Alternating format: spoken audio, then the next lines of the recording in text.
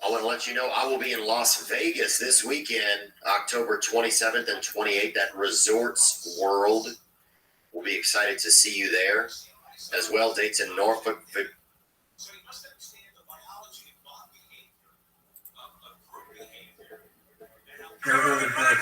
it out. The Joe Rogan Experience. Trend by day, Joe Rogan podcast by night, all day.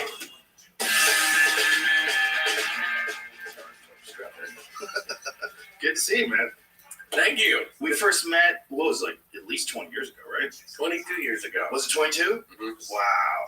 So I had seen your movie, and I don't even remember how I got in touch with you, because this is before my podcast. I don't even... You emailed me. Okay. So did I email you off your website? Is that what it was? I think so. And then you said if you're ever in LA, let's meet. And I happened to be in LA when you sent me the email. Ah, synchronicity. Yes. Yeah. So let's take everybody on this journey with you. So you were a young man. You were fascinated by NASA. You were a NASA fan. You had NASA photos on the wall of your room. What happened? What happened to you that you're known worldwide as the leading proponent of the moon hoax theory? You're the guy who's researched it the most. You're the guy who can auto-recall the most information. And you're the guy that the people that believe the moon landing was real hate the most. So how did this all happen? Well, let me start by saying a comment about what you said, theory. You know, it's not a theory. They did fake the moon landing. That's a fact, whether people realize it or not. Okay, but we weren't there. So let's just go on what we know in terms of facts. And I'm going to call it theory. Okay, you're so Just for polite. fun. I'm just trying to, I'm going to have to steel man some of the arguments against you. You know, obviously. I mean, this is a fascinating but yet very challenging subject. I think today more people are aware of the insanely widespread deception that the government was involved in during the same time as the moon landing. I think this is important. And I know a lot of people who get very angry when you question the moon landing. They use terms like patriotism, they use national pride, like we did this incredible thing, the scientists that we have. I understand what they're saying. I understand where they're coming from entirely. But we have to look at things realistically if we're ever going to get an accurate picture of how the world works.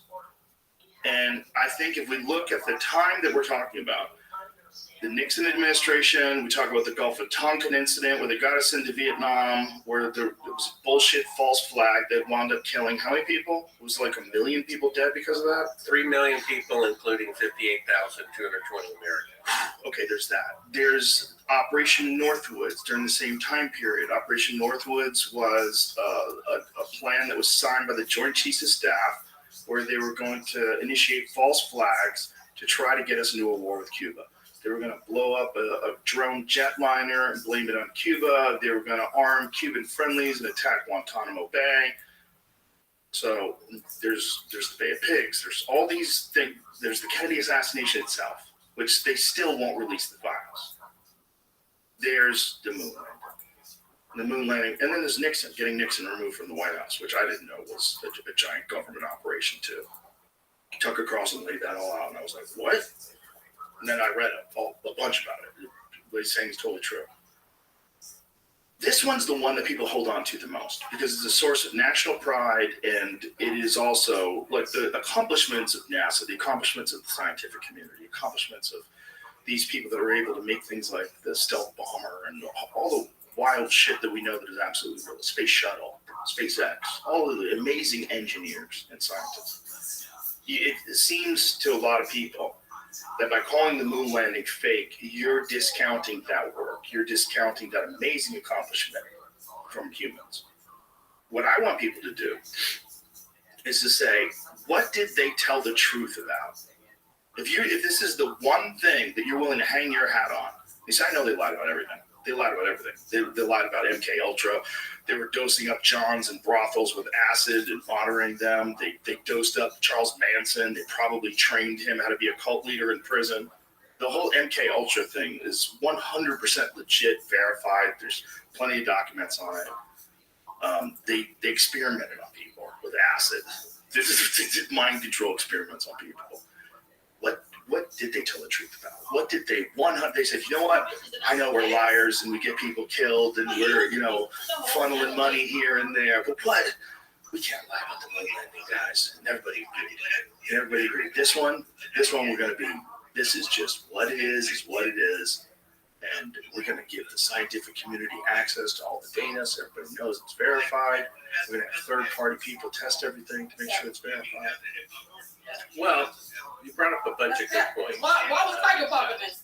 My opinion is really the opinion of the experts. For example, Robert Kennedy Jr. is 100% certain. He has more access to the JFK files than Oliver Stone does. No, right now. He's 100% certain that his uncle, President Kennedy, was killed by the CIA.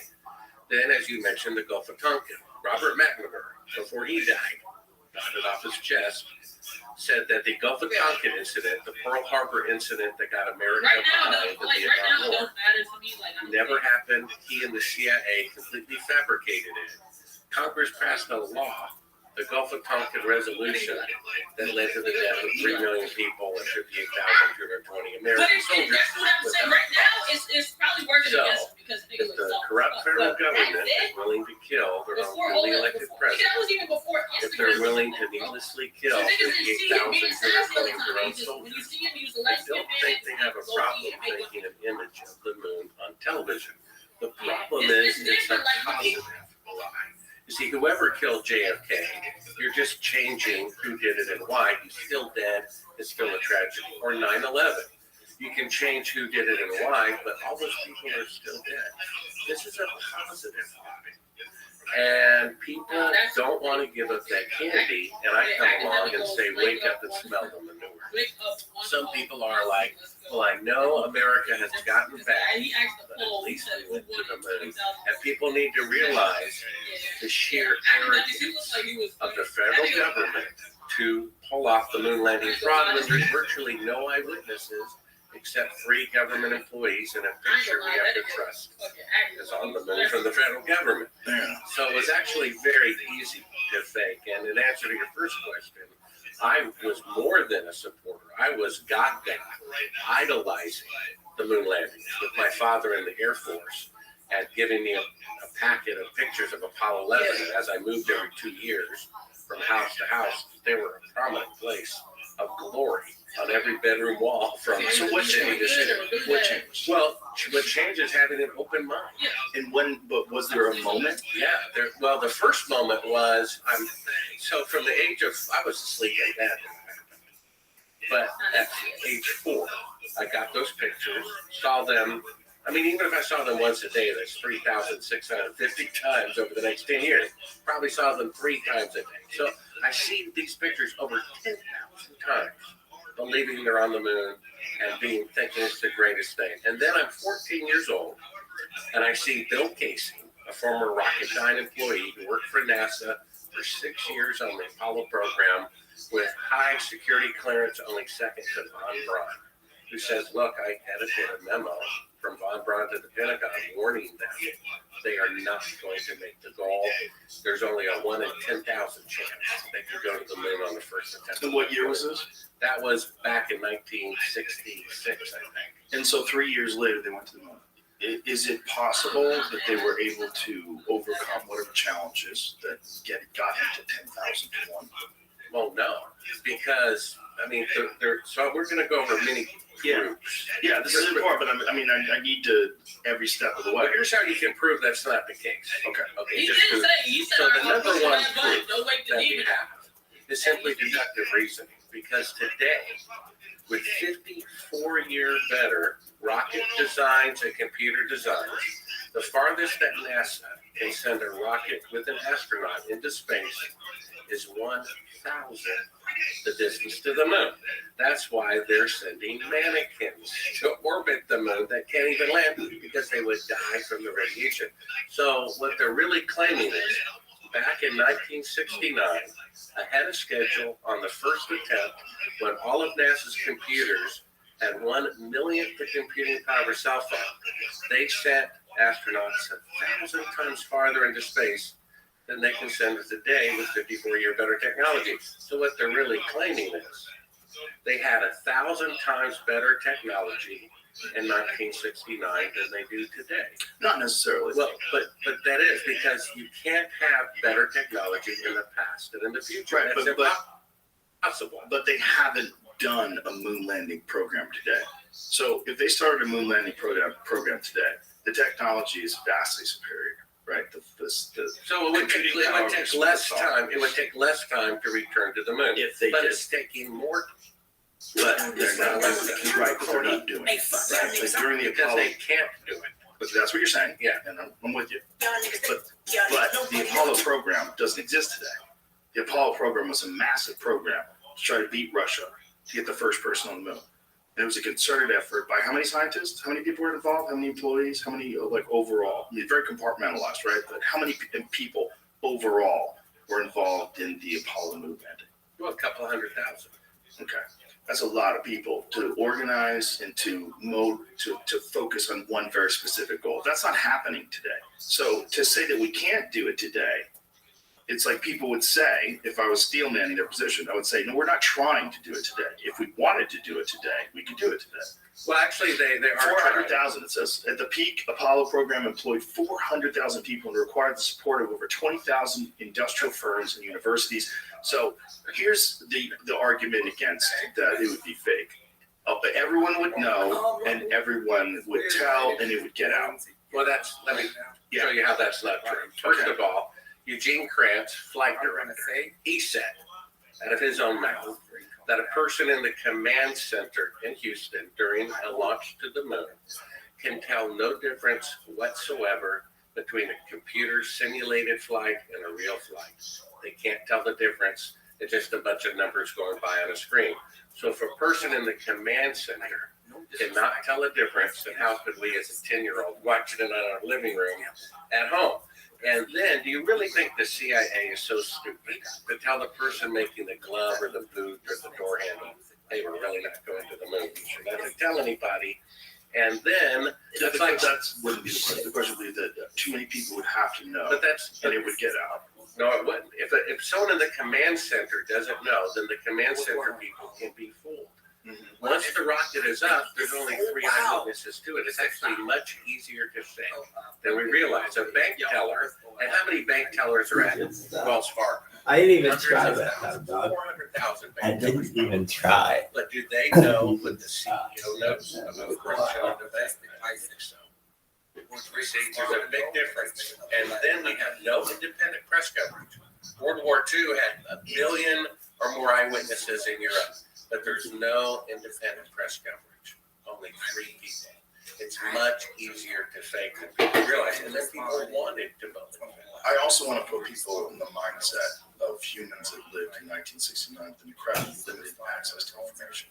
I think we become incredibly spoiled by the internet, by the ability to search things and just read debunkings, scientific papers, all these different things that are available that you can read today that just were not available back then. And you knew either what you learned at school or what the government or your employees told you, your employers told you. And that was it. That's all you had access to. So these people that were working for NASA, to think that they had the kind of understanding of the way things are manipulated that we have today, there's no way they did. There's no way they didn't know about the Gulf of Tonkin then. They didn't know about Operation Northwoods. They didn't know about so many things that we know that the government has done. The Kennedy assassination hadn't happened yet, or it would happen, but they still didn't know who had done it. That they wrapped it up and said Lee Harvey Oswald acted alone without the Zapruder film, without the subsequent investigations of it, where people said, wait a minute, this guy kept going back and forth to Russia. Jack Ruby was in the mob. Like, what the fuck really happened here? Back in 1969 when the moon landings were happening, like, this is an innocent country. There's a different way. People had a much different way of looking at things. Well, the people were innocent, but the government weren't. They just killed their own president. They just faked the beginning of the Vietnam War, and they were emboldened to fake the moon landing because they had complete control over the media and a public who wanted to believe it, and even people at NASA and Command Center couldn't tell the difference between a simulation and a real flight. They also had a history of faking things. Yeah. They had a history of deception. It was a part of the fabric of the organization. They were deceiving people all the time. They were deceiving United States citizens all the time. And they still are. That's the thing about the moon landing and why it's so significant. I mean, let's take a look at the two possibilities. Either they went to the moon on the first attempt ahead of schedule with 1 million computing power for cell phone. Today, they can only send astronauts 1,000th the distance, okay? Let's say they did that, came back, whoop-de-doo. Or they lied to the world. They lied to their own people. They embezzled the modern equivalent of $200 billion.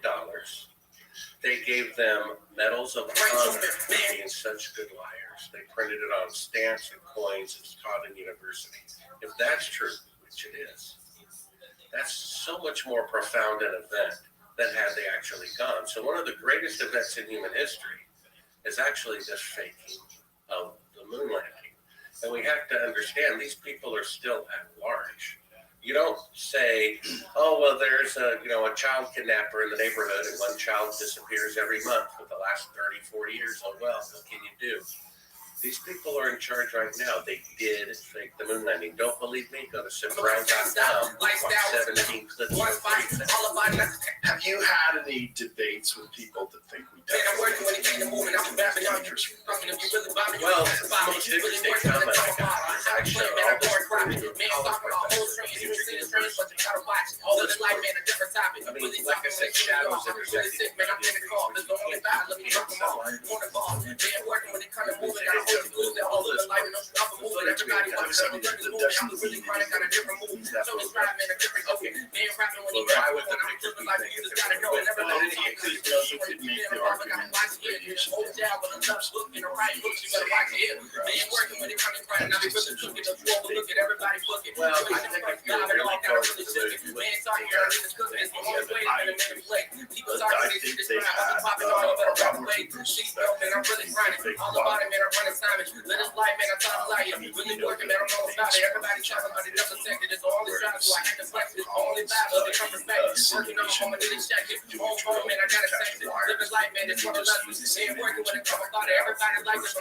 So you're saying NASA has a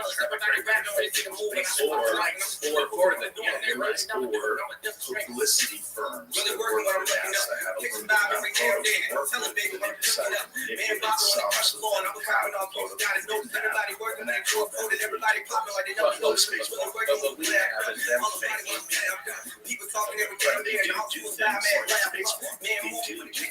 that's where it gets confusing.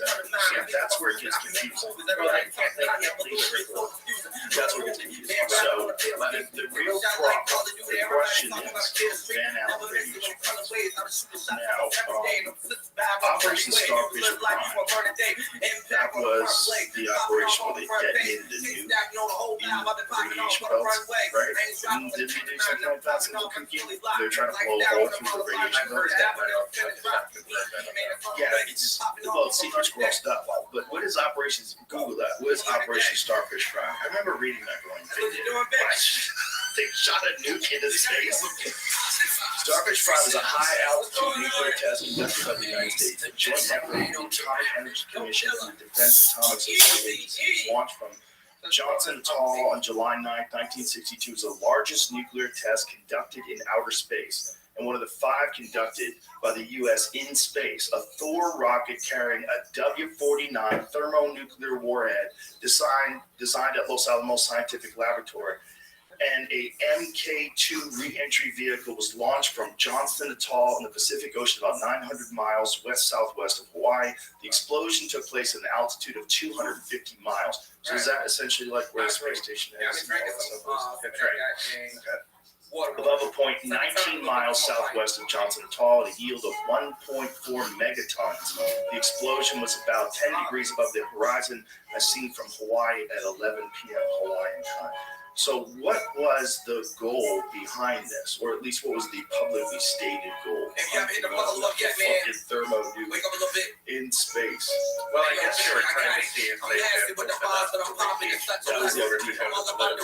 They knew that the radiation Was this connected though? Was this program connected to NASA officially? I think they were trying to see if they could. Look what it says there. Look what it says there. Starfish Prime, and this is always caused an electromagnetic pulse that was far larger than expected. So much larger that it drove much of the instrumentation off scale, causing great difficulty in getting accurate measurements. The Starfish Prime electromagnetic pulse also made those effects known to public by causing electrical damage in Hawaii, about 900 miles away from the detonation point, knocking out about 300 street lights. Holy shit!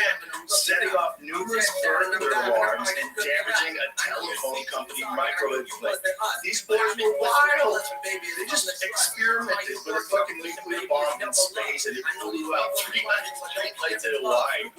Shut up! Imagine a burglar alarm goes off because the fucking government launched a nuke into space. Holy shit! The EMP damage to the microwave plant shut down telephone calls from Hawaii to the other Hawaiian islands. A total of 27 small rockets were launched from Johnson Atoll to obtain experimental data from the Starfish Prime detonation. In addition, a larger number of rocket-borne instruments were launched from Barking Sands, Hawaii, in the Hawaiian Islands. A large number of military ships and aircraft were operating in support of Starfish Prime in the Johnson Atoll area and across the nearby North Pacific region. A few military ships and aircraft were also positioned in the region of South Pacific Ocean and Solomon Islands. The location was at the southern end of the magnetic field line of the Earth's magnetic field from the position of the nuclear detonation, an area known as the Southern Conjecture region for the test. So does that seem like they were doing well? I'm interested to see like what give me some sort of a logical explanation where you just took a fucking chance and launched a dude 250 miles into the sky. Okay, what they said they were doing? Okay, in response to the Soviets' announcement on August 31st, 30th, 1961, they would end a 3-year moratorium on testing. Those began in response, right? But why did they do it in space? I understand that they might have did nuclear tests back then. Aliens killed aliens with nukes. That's probably why the aliens started showing up. Well, that's the whole working on these levels of life, and I never miss it. I'm all about my trains right now, no competition. What do you do? Which I would do. If I was an alien, that's around the time I would start playing. As soon as they start dropping bombs and cities. So, we know that's what why they do it. The speculation is that they're trying to open up a portal to make passage to the ground. Now, the people that say that it's easy to go through the radiation belts will tell you that it's a donut. It's not a full, it's not like covering the entire sphere of Earth. Even there's openings at the top of the wall. Is this correct? Yeah, they were coming Earth. That's the only way to give. You can live this damn life. I'ma make sure that it is one of the ways That's the only way you can do it to get through the results. That's right. I became my raps and rapping this more knowledge. And all I did was spit these bars. I'm such a smile here. Attitudes, adjustments. Feel they need the Okay, name. so All I what did they was would wild say life. is Everybody that it's wanna not change. that dangerous, Everybody wants to and come. it's just So like being addicted to exposed the to a few drama. That's the drinks. whole damn And thing that everybody people wants to shoot. come. And you be Well, trying to find out what that comes from behind you. I'm just clear about it. But you're right, so I just told you, I'm give just you saying, the I'm just saying. What they would say to all you, I did that was the fix clip the ball, there man, and work is to of the field. Felix I drop He's flows an in my employee at the lifestyle. I time. get to the field and drop Explaining these something flows. I'm that talking about the was sport where it is. The above stairs your when they come to mouth, hopping on the front stage. People start to hate the coach. No, I'm on this front page. Now I'm on the worst place. Even got the first place. Lifestyle, just chatting vibes in the worst And way. so in I'm like, that, you cooking. first he says I it's gotta slow it down a little bit. and then he says it's a technology for an astronaut to go Back to that, to Kendrick. the moon back and survive Lamar shit. has yet to be. Bro, I'm so stuck on that right now. Let's listen to him say that. And when did he say this? I think he said that in 2014. All right, God. Jamie will find that, we'll pull that up. But that would be the What are you argument doing? Is it work outside? against the moon landing being a hoax. Let's go. Navigation and No, guidance. I quit. Go. Yeah, And it's 3,600 miles above Earth. What's going on, Bad Boy 2003? I don't know what you're saying. How you doing? What's going on, Black Holly? You're awesome. Thank you so much, Shelly. So are you. Already went to the gym to play Beat Sabers for 45 minutes. Oh, that was your workout? Beat Sabers? Did you get a super black? No, I ain't even thinking about that right now. What's going on, Renee? How you doing? Radiation like this can hardly guide Thank you. Welcome, Shelly. Naturally, we have to pass through the danger zone twice. Once up, once back. You played Beat Saber for 45 minutes, Vicky? We must solve these challenges before Hey, we talk send about a people to workout. this region of space. I just got We picked must back solve from the these photo challenges shoot. before we Hey, send people through this region of space. We must solve these challenges before we send. Okay. Did you just say that over and over again? Yeah, well, he said Okay. it was Orion though. You see what I'm saying? He said it was for Orion. I think he was talking about a different time period. He said you would have to solve it for when Orion was trapped. When was Orion? Well, he says he must solve these challenges before we send people through this region of space. What was he talking about though? He's talking about sending people beyond Earth orbit through the radiation belt. And he says that, What was this video from? What's that? What's this video from? Yeah, what is it? When was he said 2014? He was Yeah, I talking think about so. that? And what was this? The Orion project was to have a step toward going to the moon. And what year was this? What was the year? I think he said that in 2014. So the Orion project was a new project to go to the moon in 2014, just not as focused as. Correct. They were using part of that spacecraft on the Artemis mission when they send mannequins through the radiation belt. He says we must first solve these challenges of radiation protection before we send people through this region of space, meaning the technology to send an astronaut through the radiation and survive has not been Well, that's invented yet. not exactly what you're saying. I see where you're going with this, but what he did say that was it was dangerous radiation. You wrote deadly in all capital letters, but what he was just saying it was dangerous, and he was specifically talking about instrumentation. He didn't say dangerous in terms of like to people. Right, because that would be more of a clue that they didn't go to the moon, so he didn't mention that. It would be a thing that you would go, but hey, how did they do it? And then you would open up a can of worms. Right, So he says we must solve these challenges of protecting the astronauts before we send people through this region of space, meaning people cannot go through it until the radiation shielding is developed.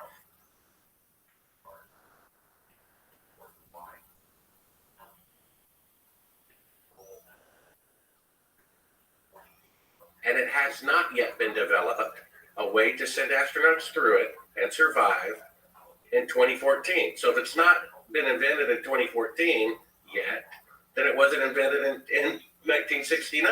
Well, I think another thing that's important to say that if you're saying that radiation is dangerous to instrumentation, it's going to be dangerous to pilots. Even if but I'm saying even if you don't say that, even if you're not people, saying, he did say people before he said people, but you could say, imply, I'm not saying this is true, but by what he's saying, that what he's saying is instrumentation would be damaged, and that would be dangerous. Well, they also included people. Before we send people through this region of space. But it could be because they would lose their instrumentation. You could interpret that. I'm just trying to be as generous as possible. You're overly generous. Right. So what is this, Jess? This is from Reddit. Someone says this is the full context of what he says. And that, Okay, here it is. My name is Kelly Smith, and I work on navigation and guidance for Orion. Before we can send astronauts into space on Orion, we have to test all the systems. Only one way to know if we got it right: fly it into space.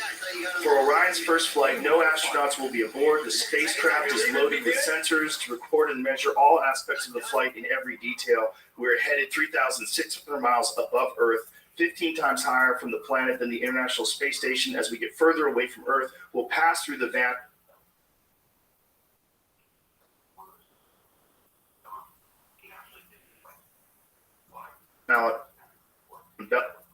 belts, an area of dangerous radiation. Radiation like this can harm the guidance systems, onboard computers,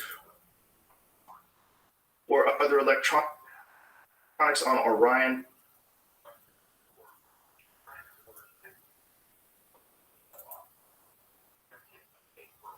Naturally, we have to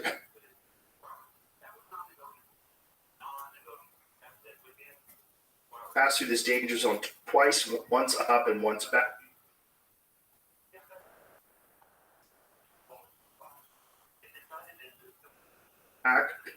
But Orion has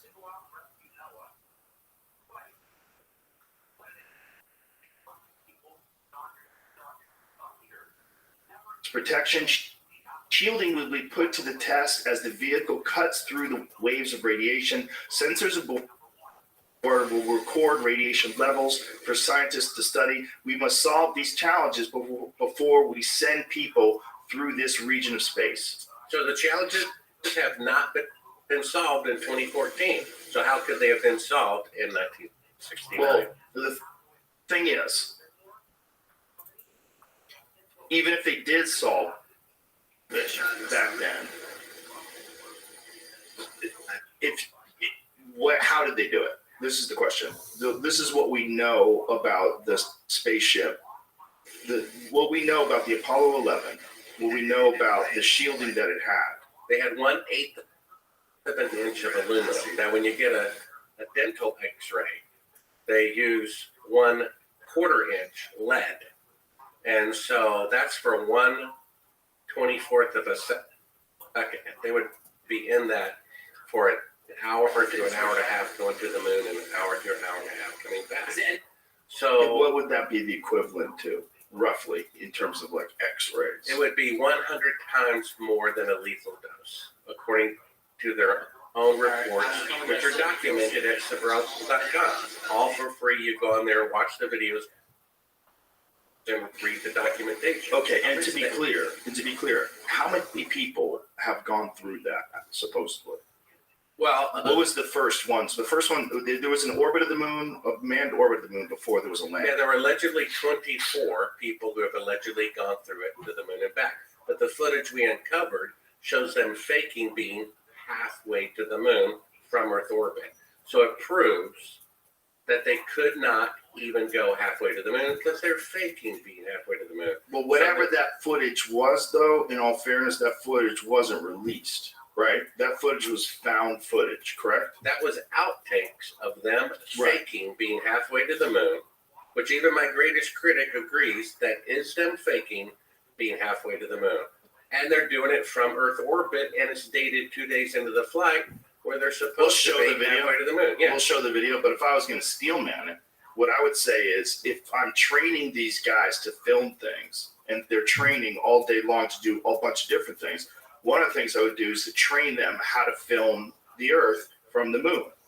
And to simulate that, I would say what you can do is black out all the light when you're in low Earth orbit, focus on one of those circular windows, put the transparency or whatever it is in front of the window, and practice that way. Except so that way we make sure you get it right. Except it's dated 2 days and 3 days into the flight when they're supposed to be halfway to the moon. Damn, the steel man's not working. Yeah. Okay, so let's really take bad. I'm just trying. I'm just giving. Yeah, you have to, though, here's right? something Don't about- you think I have to? No, This you is don't. important. No, you don't. And here's why. Because we've heard their side of the story for 54 Right, like years. everybody hasn't. This is where you're wrong. No, their Because- side of the story. Yeah. We've heard that the moon landings are real for 54 years. You've heard that, but So they don't need but extra it's time. not they. The truth It's the needs people extra time. today that are in the scientific community that believe the moon landing's real. So you have to approach it from the perspective of how they're going to debunk your debunk. Okay, well, let me tell you Let's something else look at about the the footage. radiation. Let's look at the footage first, because I think we're beating around the bush. The footage is so shocking that you immediately go, okay, what is this? Like, what is this? I just want to know what logically could this be? The only thing that I could think of that was logically would be that they're practicing. Video should be showing here or not? Yeah. Oh, this is one when you compare back and forth, right? Correct. I mean, there's more. Isn't there one of just the actual video that we can watch? Well, you could go to Sabrel.com, click on a funny thing happened on the way to the moon, or go to the Moon Man video links at Sabrel.com and pull this up smoking gun. I just gave you the time to choose on the most significant part where you could do the side-by-side comparison. And the side-by-side comparison is for... Well, on the left, Neil Armstrong claims this is 130,000 miles out. He claims that the camera lens is at the glass, and that's the Earth floating in space. What's on the right-hand side are the outtakes. We got an unedited reel of a special effects shot by accident. And the lights come up and you see... Okay, so this is the exact same size image. Correct. So roughly the same distance. So on the left, he claims, and this is the part they showed to the public, that that's the Earth floating in space halfway to the moon looking back. And then on the right is the outtakes where the lights come up and you see that the camera is really at the back of the spacecraft, and that's part of the Earth outside of a circular window with the little crescent piece molded in front of it. And that's the take on the left-hand side. You're about to see Michael Collins break down part of the so this is special where effect. this is what I want everybody to look at, because So this he is says- where okay, hold on a second. This is where it gets really weird. So they're saying they're 130,000 miles away. So they're in deep space. So that proves it's the window. You see that? Right. So now there's astronaut- people standing in front of we used to think that we're looking out into space at the Earth, but now we realize there's people standing in front of it. So there's other stuff going on.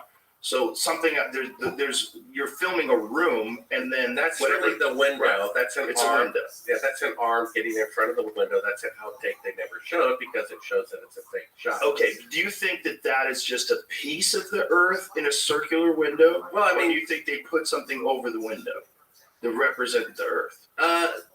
Another photographer believes it's like a transparency of there's a circular Let's let window. this play out. Let's Yeah. let this play out. So if So you can that's see the it, window. The point is it's the window. It's back it up a little They're bit. using the window to create a 1-foot model of the Earth.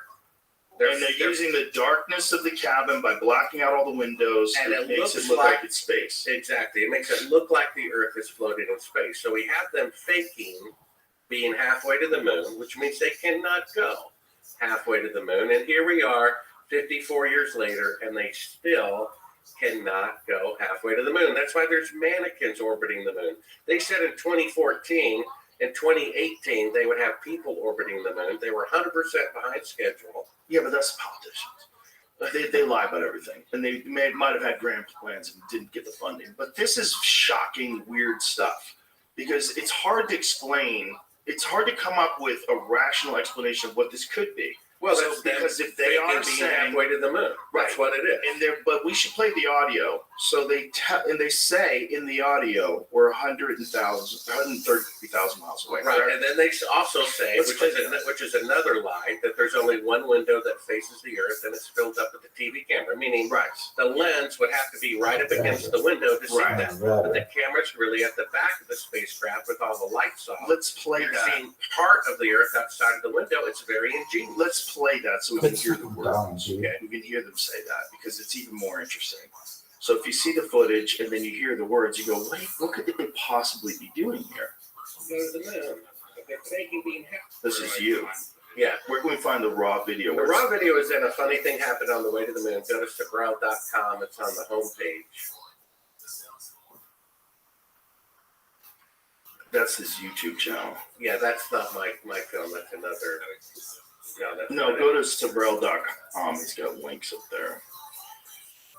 Let me add one thing about the radiation. So, after Kelly Smith put his foot in his mouth, I called up NASA. I said, I'm a journalist. Can I talk to the guy? No, we don't allow him to talk to reporters anymore. I said, well, you set up 2 Geiger counters on a civilian mission with tax dollars to specifically measure the radiation in the radiation belt, which they should have had 50 years ago anyway. Right. And then I said, can I please have those radiation readings? And then they said this, Joe.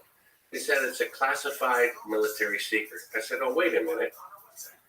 When you set probes to the sun to measure the temperature of the sun isn't a military secret. When you set probes to Jupiter to find out how much helium is in Jupiter's atmosphere, the amount of helium isn't a military secret. So why would the amount of radiation surrounding the Earth and the radiation belt that most people don't know about, why would that amount of radiation be a secret? Because if they reveal it, it would prove that they couldn't go through it to the moon. Or we spend a lot of money to get that data, and that data is very important if there's manned warfare in space. Like, we have a space force now. There's an anticipation that we could live in a future where there's space wars, right? This is a real thought. The space program is real. This space force is a real organization. If you've acquired, yeah, it really is. I have a T-shirt, Tim Dillgate. Oh, that must prove that it's real. It's real. I have a Okay. T-shirt, an Okay. actual T-shirt. So, But no, there is a space force. I think it was Trump's idea, right? Yeah, Trump started a space force, which is awesome. Anyway, that's data you wouldn't want Russia to have. Like, so if the Van Allen radiation belts, if there's a way to get through them because you know exactly how much radiation it is, and you know that you need this amount of shielding, you don't want Russia to know that. You want them to spend your own money, bitch. You can't have our fucking data. That's what I would say. I would say that's an American secret. That's national security. In that regard, right? Because if we're going to be doing space wars, they're going to be flying around through, but they don't know how to get through the radiation belts, but we do. Then they're going to rely on espionage. they've set probes to the moon, so they would probably have Geiger counters on there. Right, but as time goes on, they would know the radiation readings. but they sent probes to the moon a long time ago. As time goes on, the instrumentation is far more efficient. It's much better, more accurate. So the stuff that they get, the data they can get now, we would both agree, right, would be way better data than you got in 1963. That's the argument people are making about now, is that the instrumentation now is more susceptible than it was then because of transistors are Makes smaller sense. and Yeah, makes sense. most of the molecules Makes are sense. getting in. Yeah, it's more complex. You can start the clip if you want. That does make sense about the radiation belts when they were talking about instrumentation. Start at 34. But my point is, don't we recognize that the amount of instrumentation that would be dangerous to radiation would also be dangerous to biological human beings? Well, of course, that's why there's mannequins orbiting the moon instead of people. That's why you have to wear a lead shield when you get an X-ray, and that's why if you've ever seen those horrific images of people that used to test X-ray machines back in the day, when they would first started using X-ray machines at doctors' offices, the technician would put his hand under it and X-ray, and they didn't know that you were fucking your hand up really bad. They had horrible cancer all over their hands. And that's from 1/24th of a second, not something that's 100 times more lethal going on continuously for So 90 minutes. the point is, regardless of whether or not it is dangerous to the instrumentation, that was their primary concern, which could be accurate, especially since the first one was unmanned. It's also that kind of radiation is probably bad for people. It's not good, unless you're Fantastic Four, right? You go through it and you get superpowers, right? Isn't that what happened to them? Well, yeah. I mean, let's get back to the technology Yes. issues. I mean, when they first exploded the first atomic bomb in 1945, just 10 years later, atomic bombs were 1,000 times more powerful.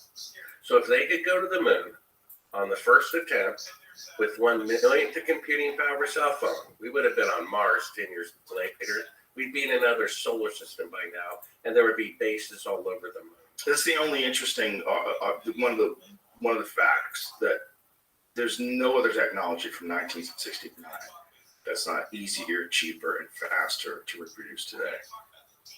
Except going to the moon. Except Because it was a bluff, like in poker. Okay, so let's play the video where you get to hear the audio. So the audio is really strange. So this audio is This is Buzz Aldrin, Neil Armstrong, and Michael Collins in the spacecraft, and they are supposedly 130,000 miles away, and they're talking to NASA. Yeah, let me describe it a little bit before you hit play. So basically, Thank if you. they If I was are Pirate 69, halfway to the moon, 11 hours they ago. estimated with Thank you. radio delay and going God. with the analog computers, it would be 2 seconds. Funny as shit. Oh. All right, now what? Shit, I can't do that. I have to.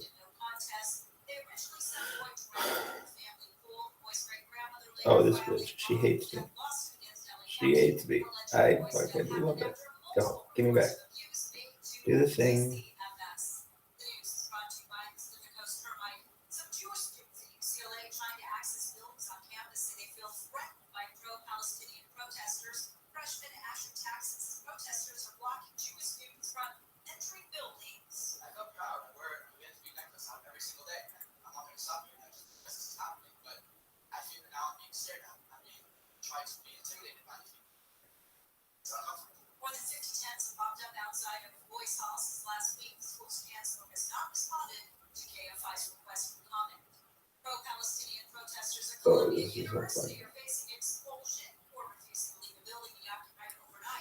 Oh, this is so funny. So. Dog. So WTF, dog?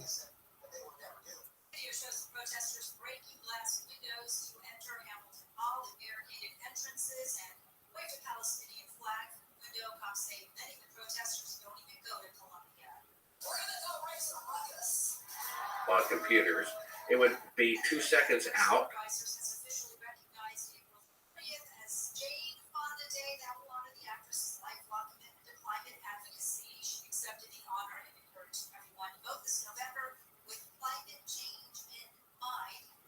For them to hear the transmission and 2 seconds back. So this particular reel we uncovered, the unedited reel of this special effect shot of them being halfway to the moon. Dog. There's a third track of audio, who I believe is the. There you go. All right. Now if I click here, goodbye zone. These are great vibes. Dog. All right. There you go. Paste. Yeah, what an amazing gift. Right. Sure. Where did that even go? I think they deleted it. Yeah. Or it has a bad word or something? Hey. So first you. Oh, what?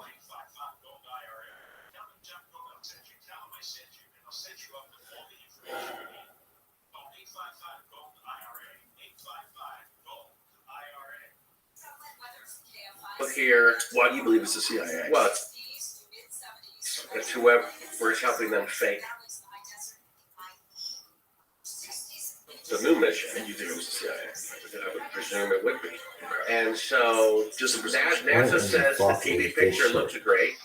The person who he has an earpiece in counts off 4 seconds, 1001, 2, 3, 4. Then we hear a third track of audio. Not NASA, not the astronauts, which has this kind of walkie-talkie, radio. 41 viewers. He says, That's huge. and then Neil Armstrong speaks. They're 41? creating a fake. Let's play it. I know I have at least paid straight cash for 41. So if you're watching this and you're a real person, you're like, what is this? Remember how Seinfeld was a show about nothing? Well, this is kind of like a stream like that, but it's about everything. We're watching Joe Rogan. We're listening about the protests at university. We're trolling like a mofo. Like a mofo. Not even like... Oh, it's great, in a good way. Dog, look at this. I bet it shows 40. I'm going to close this again, check 40. Minimize it. Boom, 40. Let's go. Hey, Mega Rapper. Boom. Doesn't even show shit. Oh, wow, there it goes. Please allow me to spread. Really Dude, the wind. please allow me to spread some good news. Right. Let it talk. I want to hear your good news. Oh, did they delete it? What happened? You got banned. Please allow me to spread some good news. The reason this was That was really is nice. so that the truth of the matter I think people loved it. it is this. Though the federal government have you believe that this Now view of Earth from a distance out of the spacecraft These are all my friends. as it nears the moon, Hate me. it is not. What they have Please allow me to spread some good news. I'm like a little butterfly just landing on a fucker's nose. Let me spread some good news to you. Boom. Followers only. at the back of the spacecraft Get down with and that, centered yo. the lens on a circular window in the foreground. Please allow me to Outside spread some good it is news. completely filled with the Earth in low orbit. Did it work? The circumference of the window then appears to be the diameter of the Earth at a distance, with the darkened walls of the spacecraft appearing to be No the wonder this blackness of fucking space steak is around. everywhere. That is why they wanted the interior dark and blocked out the sun from entering through the other windows. That thing's very huge. Here you can see the extruded window, probably 2 inches thick at the bottom. This is because the Earth's shine is coming Please through allow me to with spread an some angle. good news. Yo, man.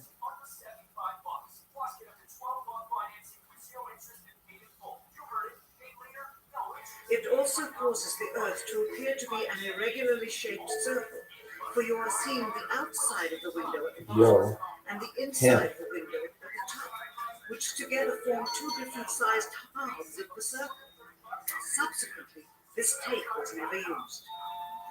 As they perfected the shot, a crescent-shaped piece of black material was inset slightly into the window to create the illusion of the Earth's terminator line dividing night and day.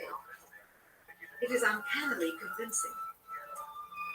During this segment, intended to be edited and played back later for the world. Don't be the 5-minute thing because that sucks. Dated July 18th. 5 hours? 1969, Fuck. Neil Armstrong condemns himself as he states that he is you 130,000 miles out, or halfway to the moon. As the NASA flight log also Pro states, non-10 stream. Oh, that's perfect. Pro non-10. this date, when he is in reality in low Earth orbit of a few hundred miles.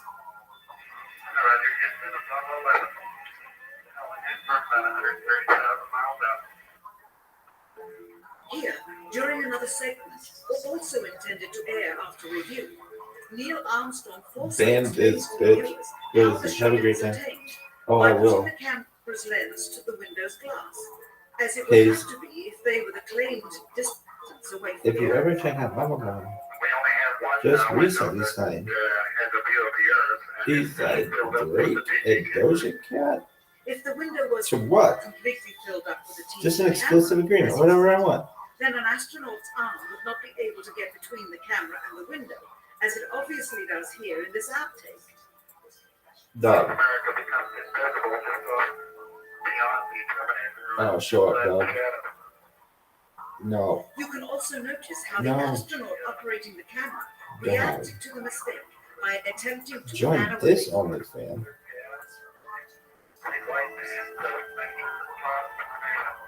Yo. This is a segment that they believed wasn't even being recorded, Keep going. much less suitable for broadcast, for the lens was being zoomed out This and bitch the scene was being hates changed me. to that of an interior of the astronauts at work, and apparently the stop button popped back up on the recorder without notice. Here is the diffused work light that they used to see camera controls, but not throw light onto the spacecraft's wall. Here they remove part of the crescent insert.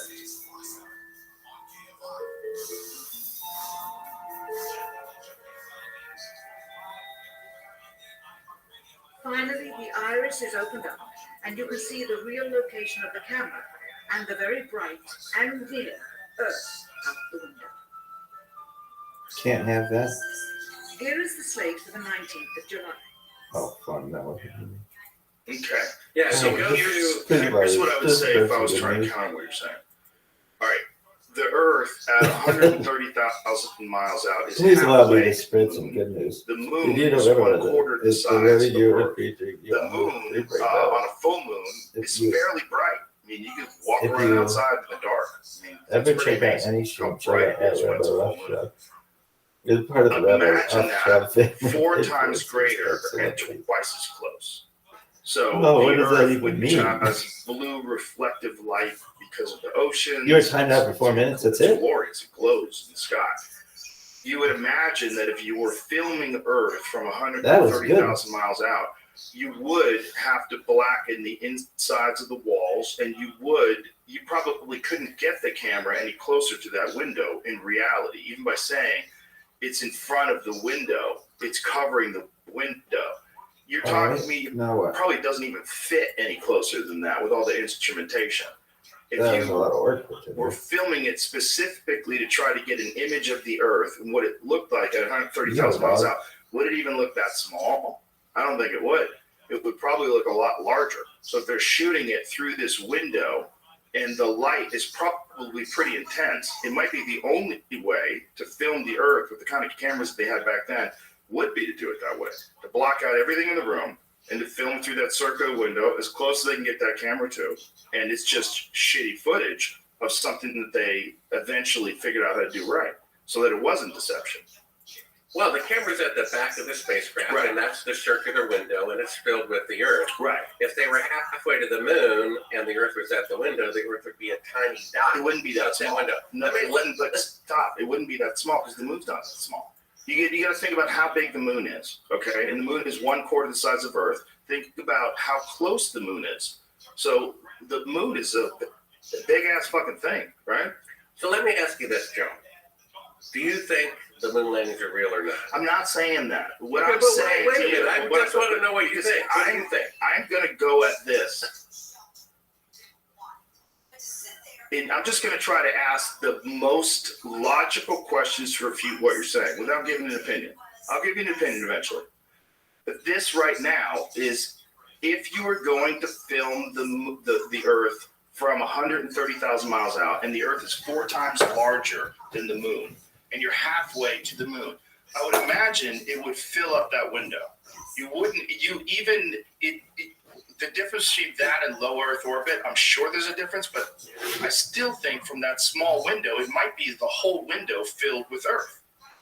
That might be what you get. Well, that's not the opinion of myself as a filmmaker and 3 other filmmakers who, for a living, our job is to make fake scenes look real. And so we all conclude that that's the window that they have made a mock-up of a 1-foot model to pretend. But is there an image of that mock-up? I never saw a mock-up. I didn't. There's all well, you saw them fiddle around in the window.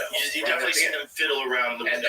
And the camera, they lied about the camera being up against the glass. The camera is obviously at the back of the spacecraft to create that. Well, they said the window is filled with the camera. That's what they said. But it's not. It's at the very back of the spacecraft. The lights come up on the part they didn't intend on showing, and the camera has been at the back of the spacecraft all the time. Right. They had to lie. If they really were halfway to the moon, the only way they could film this shot would be to put the lens at the glass of the window. But it's a fake shot. And part of the faking is the camera is really at the back of the spacecraft. All the lights are off. Part of the Earth is outside of a circular window, and it looks cleverly like the Earth floating in space. But that's really the window from Earth orbit. Jamie, go ahead. In the video, it says that this line here, that's the Terminator line, correct? Yeah. So that it was tape. No, they have transparency or something. That's like, I don't know, some sort of crescent insert they put into the window to make it look like the Terminator line between an eye and Dave. I think it looks very good. The video said tape multiple times, and then said they removed the tape. Could have been a transparency, I suppose, but that line is very. That's a very nice gradient, which was what it would look like if it was like the sunset, not tape or. Well, yeah, it's less clear, right? It's less clear than like the top edge. And if it was a transparency sitting on a glass or something, that line would be moving. It would have to be hard set. Well, I mean.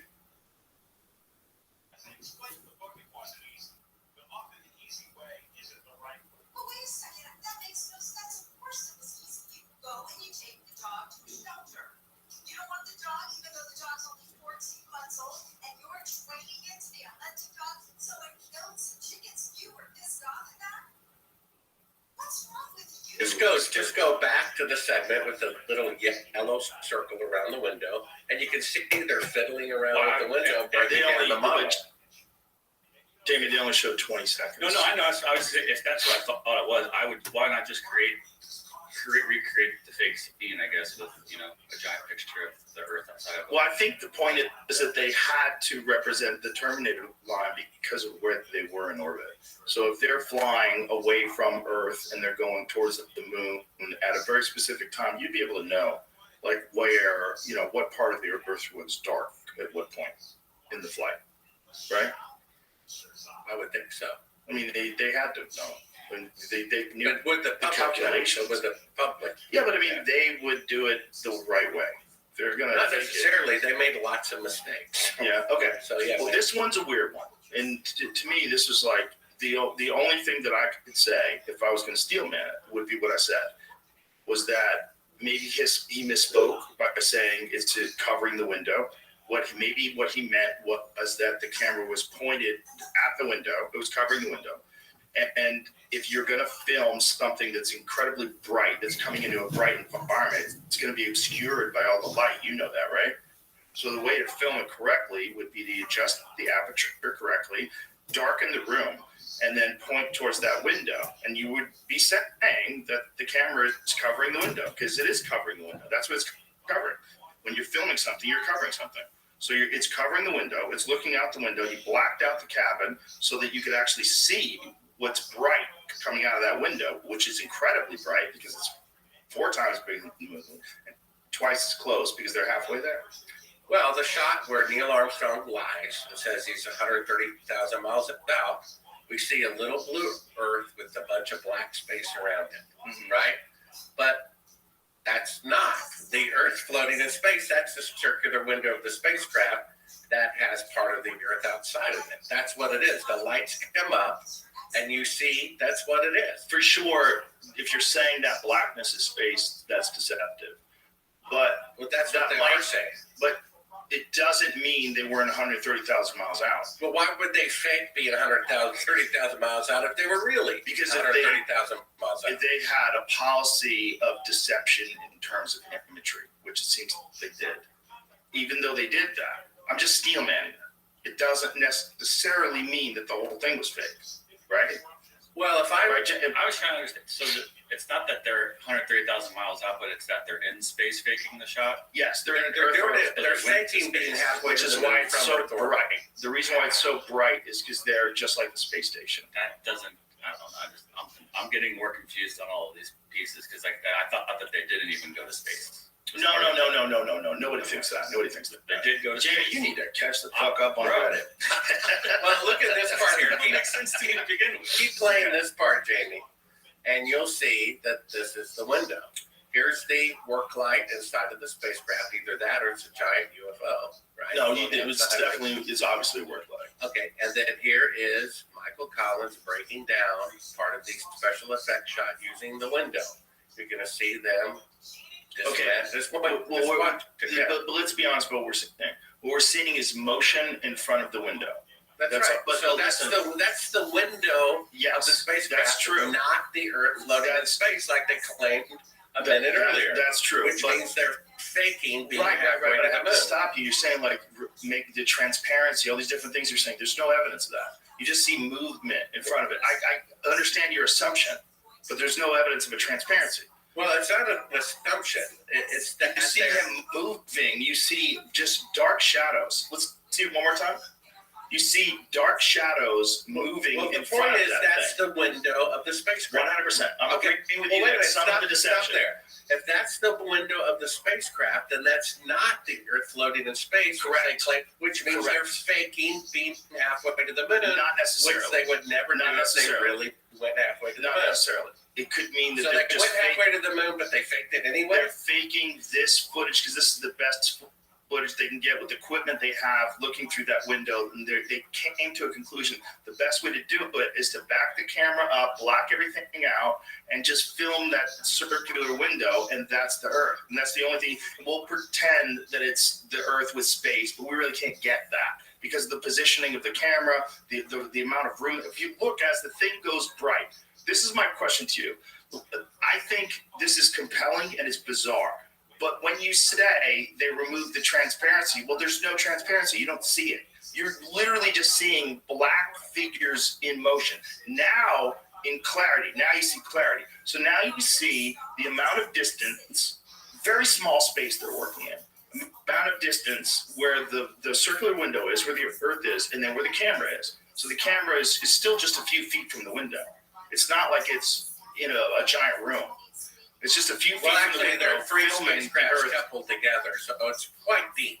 Right, but And it's a straight still line. not that big where they are. It's But where they about are, 8 right, to 10 feet away from the window. that's pretty small. Yeah. This whole room is pretty small, right? It's basically smaller than here to where our screen is that we're looking at. But the point is, it's not the Earth floating in space; it's the window. It's definitely not. Made up to look like the Earth floating in The space. blacked out Which- environment, if they're trying to pretend that that's space, that's deception. Exactly. But it still doesn't mean that they're not 100%. One thing at a time. So we've concluded Yes. they are faking being halfway to the moon. No. That's not what we concluded. We concluded that they are faking that the blackness around that image of the Earth is space.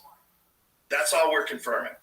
That's why I'm confused. But hold on, Jamie. So we're confirming that they definitely were. If they were saying that blackness, which is clearly the inside of the cockpit, right? Clearly, what they're saying that blackness is space, and that circular image is the Earth looking at the Earth through space. That's clearly a deception. Okay, Based so on Apollo this 11 is being deceptive with their photography. With Why this. would they do that if they really went to the moon? Okay, the steel man. I mean, I know this is annoying. You mean steel man means devil's advocate? Is that what you're saying? Yeah. I'm taking the other side's position. Why? Because it's interesting to see how it lines up. You would say they wanted good footage. They couldn't get good footage any other way. They couldn't get through where the camera is and how big the camera is and how small the window is, the amount of space they're working with.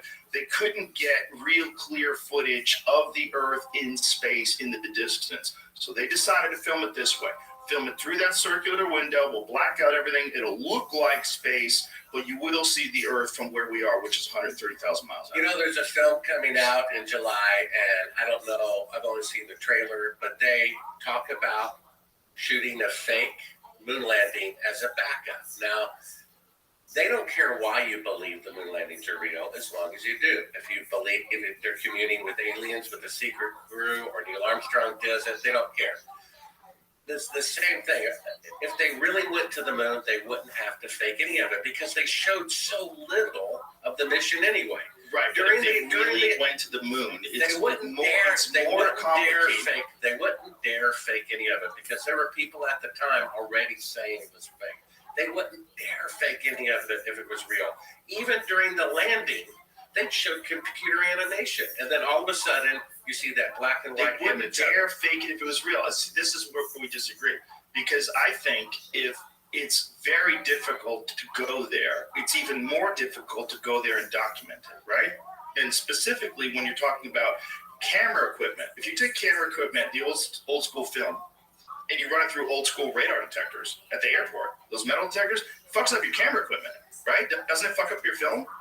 Well, But doesn't it? Isn't that correct? it wasn't difficult for them to go to the moon. They went 6 times in I know, but 3 years. They But drove listen to me. cars on the moon, But that's played what I'm golf saying. on the moon. But that's what I'm saying. And yet, for some reason, today, they can only send mannequins to orbit the moon. Listen, we're in agreement on this. That's not what I'm saying. What I'm saying is, what you could say is that the real maybe they went and they faked the footage. And the reason they faked the footage because the footage got all fucked up because they went through radiation. I'm sure they would love the public to believe that because many filmmakers like myself agree that the footage is fake.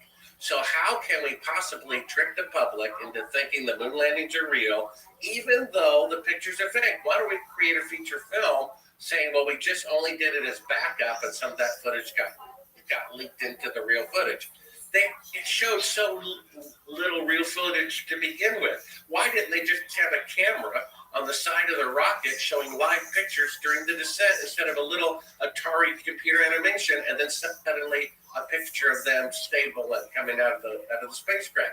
Because they faked it. As you know from my book, we have an eyewitness who saw them film Apollo 11 at Cannon Air Force Base, June 1st, 2nd, and 3rd, 1968. Yeah, And but I have eyewitnesses that were raped by Bigfoot. You can find those. well, You know what I'm saying? Like, if his the guy wasn't here, his son cooperates it. We have a video of that we can show. The point is, it's not even in my book, okay? The first thing the guy says as he's dying, about to meet his maker, fearing not being on the right side of judgment, is that he's a murderer. He killed somebody. His son, who you can go to Sabrell.com, watch his son's testimony, who saw his father's deathbed confession. He said, "Who did you kill?"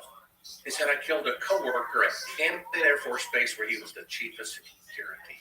The military police came in and they interrogated him as he's dying, wanted to notify the relatives of the person who he killed. "Who did you kill?" "Such and such a person, a fellow employee at Camden Air Force Base in 1968.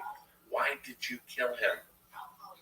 We both eyewitnessed the filming of the fake moon landing June 1st, 2nd, and 3rd of 1968. My friend thought it was morally wrong. He was going to tell a reporter, and I killed him to cover it up. His son confirmed he was chief of security at Camden Air Force Base. He lived right across the street from it. He stood beside President Johnson, who was there for the first 3 days of filming. He gave him a list of 15 people that were there who were allowed in the VIP entrance to eyewitness it. Neil Armstrong's on the list, Buzz Aldrin is on the list, and several people I never heard of. We got that list. We published it in my book. And this is real. His son, after telling me this information and confirming it, his house was broken into a few days later. Everything about his father was confiscated. Days after that, 2 agents show up from the government. This is less than 2 years ago, threatened to kill him and his family if he ever talks to me again about his father's participation in the moon landing fraud. The White House was involved in investigating this. The FBI was, and the United States Senate Intelligence Committee investigated this. And that man, and those reports are sealed because it's a great embarrassment to the federal government that they did actually fake the moon landing. I was the biggest fan. If I can go from being the biggest fan to having to accept the sad fact that our government is that arrogant. And not only that, I interviewed the widow of Gus Grissom, who was going to be the first man to walk on the moon. I wish to explain one of the things that Gus Grissom did that got people very angry. He hung a lemon.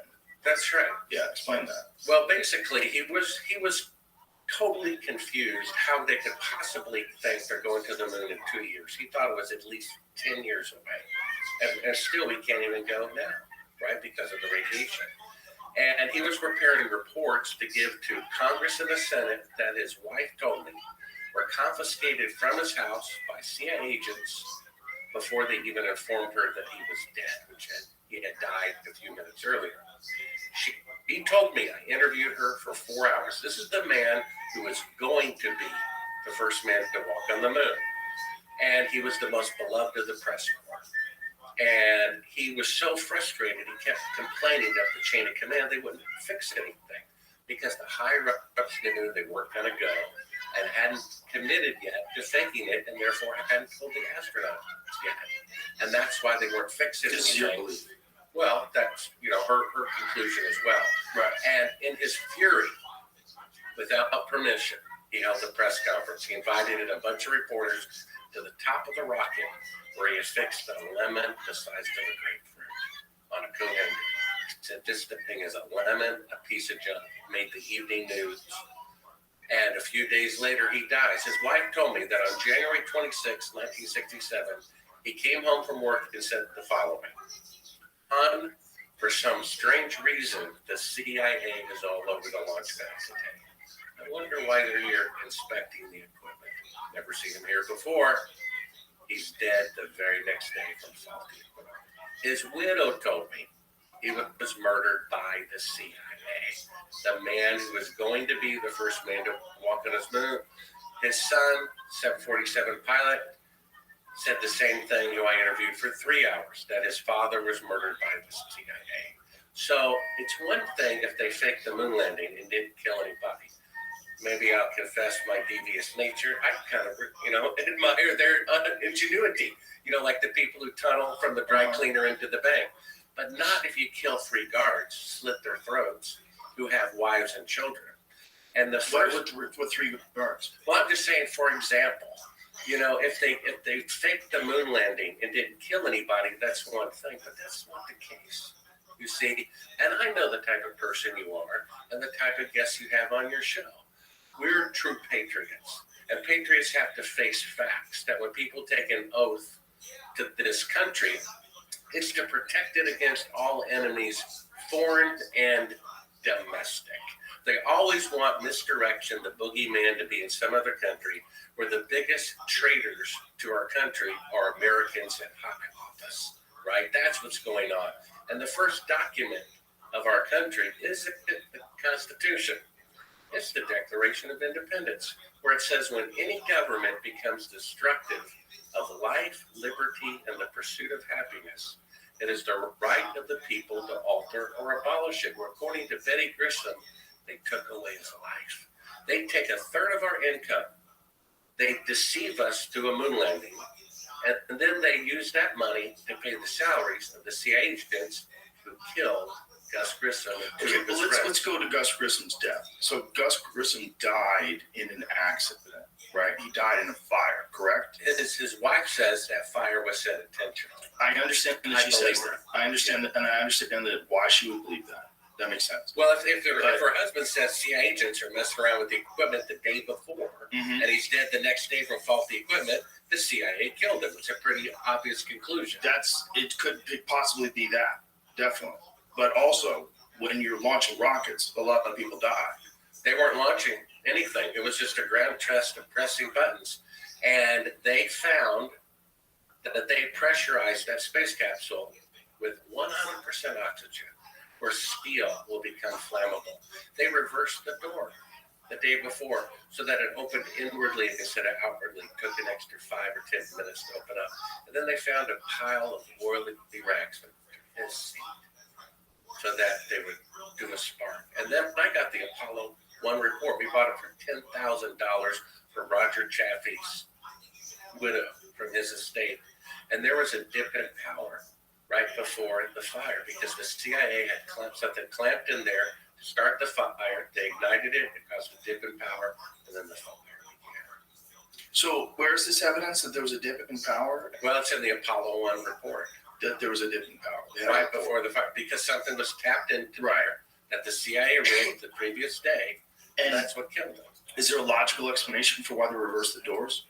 Yeah, so they would make sure not to be able to get out. It would take more time to get out. But is there a logical explanation in terms of an improvement in design and they space? were just testing something new, right? That's their excuse. Right. And the fire, what was the official explanation for how the fire started? Just faulty wiring. And what was the evidence that the oxygen has been increased in the environment? Well, that's a fact. They knew not to do that. It caused fatalities. Where did you hear this fact? Well, she told me, and it's in the Apollo 1 report. So in the Apollo 1 report, it says they increased the oxygen by how much? Well, they did 100% oxygen in the cabin. And did they say why? They were just testing it, something to test and experiment, right? And so then a fire ignites. That's right. They rigged it with the oily rags under there, with reversing it. They did everything they could to make sure those guys burned alive, to get rid of the guy, because Gus Grissom, had they asked him to fake the moon landing, he would have said no way, and then he would have gone to the reporters. The same reason my source, Cyrus Eugene Akers, killed his coworker, because his coworker witnessed Apollo 11 being filmed at Cannon Air Force Base in 1968, said this is wrong for the government to do this, and was going to tell a reporter, and he was killed. The very same reason. Yeah, I would love to see the video of that. If there was a video of it, it'd be interesting. Yeah, there's a video of his son. But there's talking also about this. Yeah, but it queued up there. How people get old. When they get old, they say crazy things. I don't think it's that crazy to say we verified he was the chief of security. Right, but I don't know what his mental state was when he was dying. I don't know if he had dementia. I don't know. You know what I'm saying? Like people could, but I'm not Are saying you that sure it you didn't didn't happen. for O.J. Simpson's defense team? I'm not saying it didn't happen. I'm saying that some old people, particularly, first of all, memories are terrible. Most people's You memories just are said that. Really forgot. The memories are terrible. You just said it a second. Yeah, most people's memories aren't that good. And then if you're really old and you're mentally compromised and maybe you have full-blown dementia and maybe you imagine things, that's also possible. I mean, That's an odd thing a to deathbed confession, I killed would like, somebody to cover up the moon landing fraud. I know, What are the odds of that being dementia? not very good, but also possible. When people have dementia, they think they're secret agents. They don't know what the fuck is going on. They don't know their name. They don't know their kids. When people are dying, they're dying. You know, usually there's a lot of stuff going on. It's Well, not you just articulated a lot of details. fascinating. Yeah. It could be what we hope it is, which is deathbed confession. Like, didn't E. Howard Hunt have a deathbed confession about the JFK assassination? Well, one of the videos, if you have it queued up, Jamie, is his son giving his deathbed confession, right? As he's dying of cancer, of what he saw his father say. He says, I lived right across from Cannon Air Force Base. My father was chief of security. He shows us a picture of his badge and his uniform. He was there. Yeah. And what Bill Casing said, I had to look up from my own library. Bill Casing said the whole moon landing falsification was supervised by the United States Air Force. Well, my dad was in the Air Force. I never heard of Cannon Air Force Base. It's tiny, fewer eyewitnesses. And then every department of the military has their Special Ops and Intelligence Division headquarters. It's headquartered at Cannon Air Force Base. And so that's where it was filmed. And I even confirmed that several people were there, including a gentleman by the name of Robert Emenager. Never heard of the guy. A science fiction writer who promotes UFOs, which is another reason to doubt UFOs. Because the same guy who says UFOs are real spent his whole life saying the moon landings are real. You see that? Same thing with the astronauts. Stephen Greer's number one source that UFOs are real. I have a book coming out about this as well at my website. He says his number one source that UFOs are real is the Apollo astronauts said so. You see that? And Which one, Edgar Mitchell? Well, yeah, Edgar Mitchell among many others. And Let's come back to that. I gotta take a leak. Let's come back to that, and this is great. I appreciate you. Thank you for coming here. It's been a lot of fun, and I hope you don't mind me being annoying, but I have to cover this. We'll get into more. you don't have to. I do. No, you don't. This is the right way to do it. Trust me. Trust me. Okay. We'll take a leak. We'll be right back. So, we were at Gus Grisham died in a fire. There's another guy who NASA had hired to make a report, and he had this 500-page report. I think it was like 500 pages about how badly mismanaged the whole Apollo program was, and that he saw so many flaws in it that he thought it was never going to get off the ground. And then Thomas Barron. Yes, Ronald Thomas Barron, right? And he died on train tracks. That's right. And that was kind of with his family. CIA hits kind of go through fads. And there was a big fad period where a lot of people's cars stalled at train crossings. I think back then this was before DNA evidence, and it'd get rid of the forensic evidence. That's also how they killed those kids in Mena, Arkansas, that found the cocaine. That was the whole part of that Tom Cruise movie, the true story behind the Tom Cruise movie. With what was that guy's name again? That Jamie Barry Seals, yeah, who was smuggling drugs and dropping them off into Mena, Arkansas, while Bill Clinton was the governor. And they killed these kids and put them on train tracks. Here's a relevant point about Bill Clinton, two of them. On page 156 of his book, you know this. He says that he doubts as president of the authenticity of the moon landings. Well, he said it in a very coy way, right? But that's what he's saying. Well, he told an anecdote about a carpenter that he was working with in 1969. He was saying how amazing it is that these guys, these people, they landed on the moon. And the carpenter said, no, those TV fellows can get you to believe anything. I don't believe the thing they say. And then he said, back then I thought the old guy was a crank. I'm paraphrasing. But now, after 8 years in the White House, I think he might have been ahead of his time. I think that was not paraphrasing. I think that was word for word, Joe. Yeah. Good memory. Well, here's the second But point it's that's not relevant. word for word, I'm sure. Well, here's the second point about President Clinton. When he finally, after denying it 20 times, admitted that he had an affair, a reporter asked him, why did you do it? And you know what he said, why? Well, because I could. Meaning because I could get away with it. That's what people need to see. They did fake the moon landing, and why did they do it? Because they could. And these people are still in power. It's a dangerous thing. Also because they wanted to win this Cold War with Russia. They wanted to get at this economic and cultural victory, right? Well, that could be their excuse. Okay, so here's another question. You murder Americans to do that? Allegedly murder Americans. Well, we assume. Yeah. Yeah, we don't really know. The Thomas Ronald Barron was a wild one because that report was buried, correct? After that? That's right.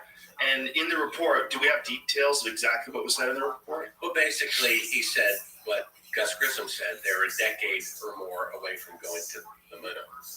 And that was after the Apollo 1 fire, the Barron report. Of course, T died right before he was to testify to Congress. Right? What a coincidence. Yeah. About how NASA was so far behind schedule. That, you know, NASA has never kept a schedule a single time in their entire history, except the most complicated mission of all time. They were ahead of schedule. And do you realize there's never been an aerospace machine, airplane, whatever, that ever worked on the first occasion, not even the Wright brothers plane, and a 747 after millions of aircraft had already been built, 10 years more technologically advanced than the Apollo rocket. It took 168 attempts to get off the ground. And yet, for the first time in history, there was an aviation project that worked on the first occasion that happened to be the most complicated one of all time. You see that coincidence? How about that? So humans have accomplished some pretty amazing things, but the leap between that and the moon landings, in terms of getting biological living human beings to survive this 2-week journey, to land on the moon and come back, how long did it take total? All days in space? Well, for setting the goal to doing it, it took only 8.5 years. But the actual launch. Since then, they're talking about it taking 15 years to return to the moon, even though they have 54 years better technology. It's going to take twice the amount of time to return to the moon with 5 decades better technology. But again, isn't that you'd also say because it's not as focused an effort? It's not like it is a focus effort because 8 presidents have said they're going to return to the moon in 5 years, right? Yeah, they all say that. You had Bush Sr. said, and Reagan said it, and Clinton said it, and Obama said it, and Bush Sr., Bush Jr., Trump. They've all said we're going to return. Yeah, he said we're going to go to the moon by 2024. Time's running out. Tick tock, tick tock. We got a couple months left. Well, they said they were going to have people orbiting the moon. They said in 2014 we will have people orbiting the moon in 2018, 100% behind schedule. My point and they only have mannequins orbiting them. So my point was that the leap between what we do now in terms of the difficulty of getting into space, getting into low Earth orbit and coming back, it's compounded greatly by actually going to another planet, landing, taking off, coming back. Like that's much more difficult. And the only time that was ever accomplished was between 1969 and 1972. 7 attempts, 6 successful. Allegedly accomplished. But let's just say what they're saying. Just what they're saying. It seems very strange that no one else did it. It seems very strange that it stopped right there, and it seems very strange that no other missions. That's right. It's the only technological achievement in the entire history of the world that no one from any nation could repeat 50 years later. Now, to steel man their position. Like it took so much money and so many resources that we don't have that would be better served going to other things, and that's why they haven't been back. Why should they go back? They went there. They understand. They can prove they went there because there's laser reflectors on the moon that they can shoot lasers at, and they will bounce off and show you that there's a laser reflector on the moon. Well, that's not an argument either, because in 1958, according to Scientific American magazine, they were bouncing lasers off the moon without any man-made reflectors thereon. So all they had to do was choose a landing site that had reflective surfaces. Additionally, Russia put an unmanned probe on the moon with laser reflectors. Yes. So that doesn't prove anything. I was going to use that. But that's the argument. Well, you're welcome. I did it for you. Thank you. That is the argument, though, right? Yeah. So the argument is the laser reflectors prove. Another, like one of the goofiest ones, was when they used the reconnaissance imagery.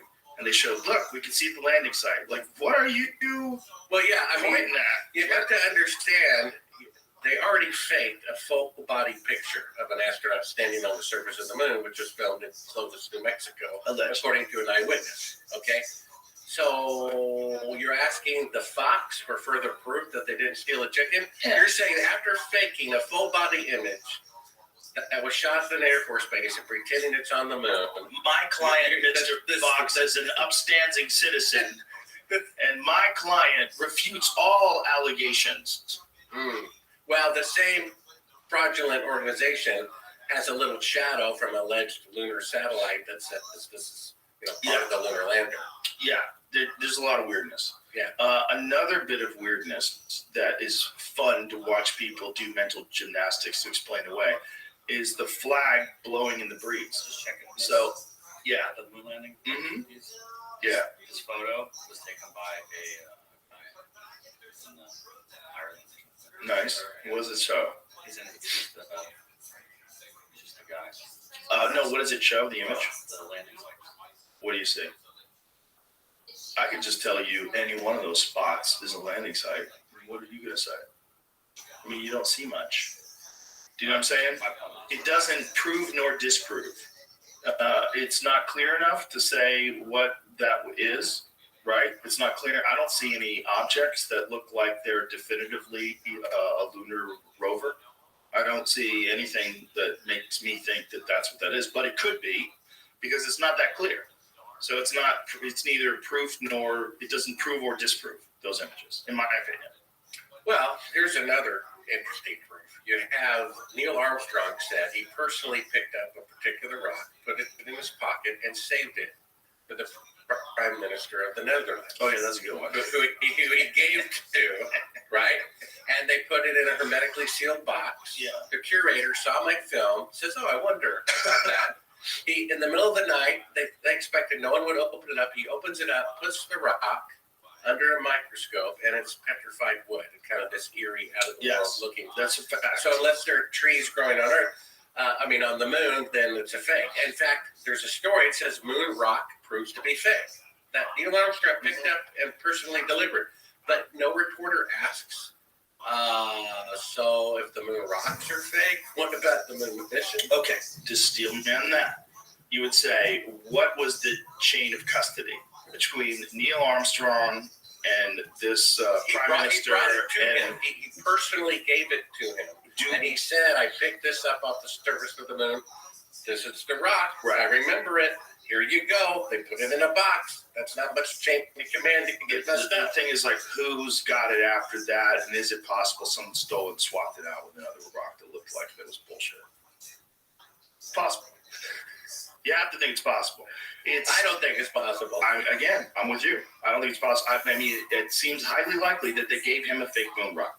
But you have to leave the door open to someone who's involved, who's fraudulent, who knew there was a moon rock there, and some guy said, hey, man, I'll give you $100,000. Another interesting point is 6 weeks before they allegedly go into the moon for the very first time, somehow at that deadline, von Braun, former Nazi, takes a leisurely vacation in Antarctica. Yeah, that's a fun where one. he picks up, dozens of pounds of lunar meteorites. I wonder what they use those for. Let's explain that too. That Antarctica is one of the best places to find meteorites, because the fact that it's completely white, it's all frozen snow, and the meteorites will stand out. They'll stand out in the snow.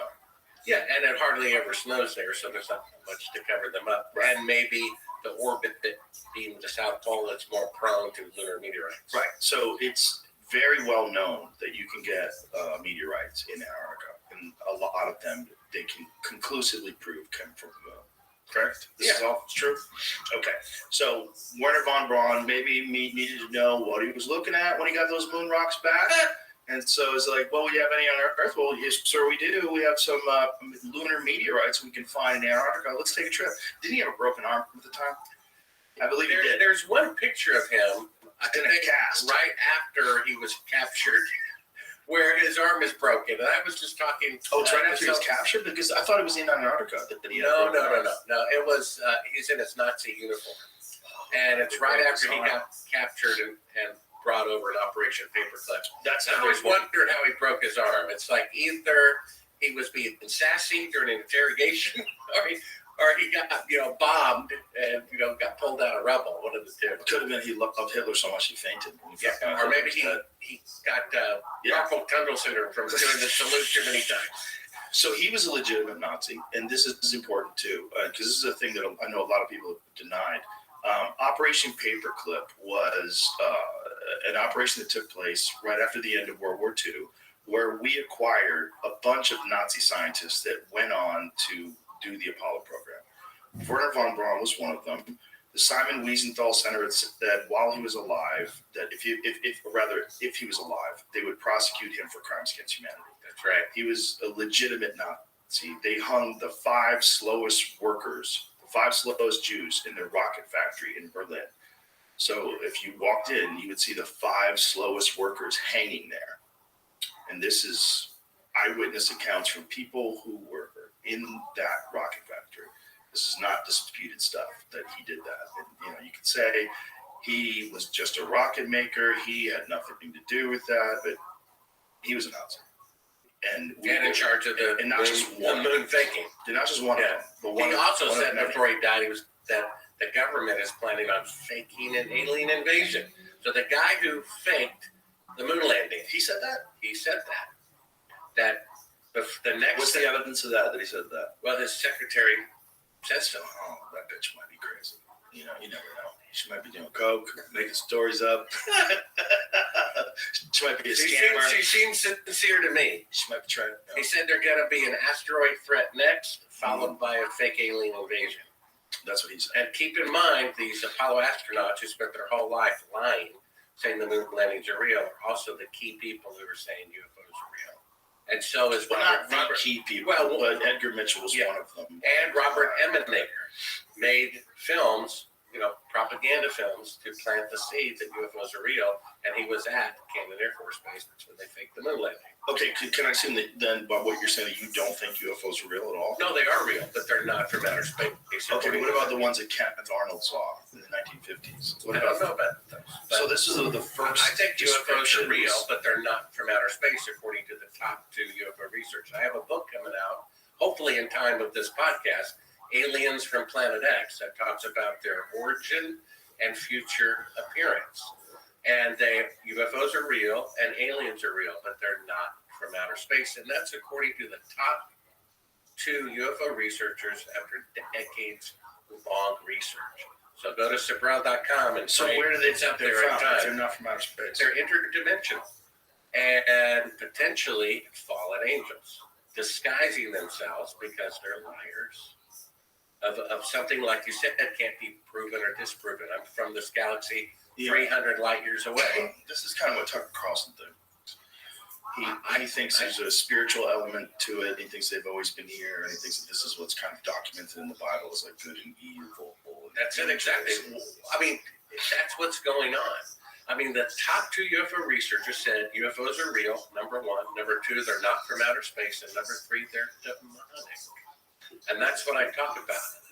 Where it talks about fallen angels interbreeding with humans, is talked about in Genesis 6, and creating a race called Nephilim, who were men of renown, world leaders. Could you interpret that as when you say interbreeding with humans. Now imagine if what they are is a form of artificial intelligence, or I should say, instead of artificial is a word that it's got a lot attached to it already, maybe digital intelligence, or human created intelligence that's not of biological origin, but it is a living thing. It's just living in a different kind of way. Now, if that is something that human beings are eventually going to, we're going to have some symbiotic relationship with electronic that's biological. You're seeing it already with Neuralink. You're seeing how this guy who was paralyzed can now utilize a computer and manipulate everything with his mind. He can move a cursor around. You're seeing artificial intelligence come to the forefront where people are realizing the power that it has and how quickly it's developing. It's happening very rapidly. Within this year, it's kind of confusing people. When better artificial technology comes along and better interfaces come along, and we start realizing that the only way that we are going to survive is if we integrate. Isn't that kind of the same as something coming down and interbreeding with human beings? If these things, if this is the path of progress, this is how it goes in intelligent life forms on complicated planets, when they have complicated technology. They develop internal combustion engines or some other source of power. They start manipulating their environment, and they eventually get to the point where they can make an artificial life form. And that artificial life form is far superior intellectually to the biological life form. And the only way the biological life form can survive is if it integrates with the artificial intelligence. And people will start to do it initially, and those people will have access to tremendous resources that biological people don't have, and then it'll be required, just like it's almost required for everyone to have a cell phone. Everyone's going to integrate. And in case, over time, what would that look like? Well, it would probably look like aliens. It would probably look like some weird sort of creature that's not really biological anymore. So it doesn't have all the flaws of our primate DNA. It doesn't have all the, but it doesn't have a soul. Like, are we creating a thing without a soul that has a mandate and has it has plans for the universe and for life forms? And would that kind of be demonic? It seems like that's demonic. I mean, if you want to be real simple about demons, you think they live in hell and they got pitchforks, but what kind of force would a demonic force be? Something that would overpower the human race and render it non-existent. Well, wouldn't it, one way to do that would be to integrate with humans to the point where it makes biological reproduction a thing of the past. All reproduction is done through either some sort of complicated gene splicing program, or life and consciousness gets integrated with technology inextricably, so where everybody is some sort of a hybrid system. Well, there is a spiritual component, including to the moon landing. I mean, you've seen a funny thing happen on the way to the moon. Right. It opens up with the Tower of Babel, which was built simply to boast we have the tallest building. And then we showed the Titanic, that's the ship that God himself could not sink. And we know what happened there. Tower of Babel never finished. Titanic never made one voyage. And then Richard Nixon, when he knew they were not on the moon, said putting a man on the moon is the greatest event since creation itself. You see, mankind's greatest accomplishment, you say, and the world-leading country is putting a man on the moon. And how ironic. When I popped in that tape of the window shot and realized they really did fake the moon landing. So that was the first one that really cemented it for me. Absolutely.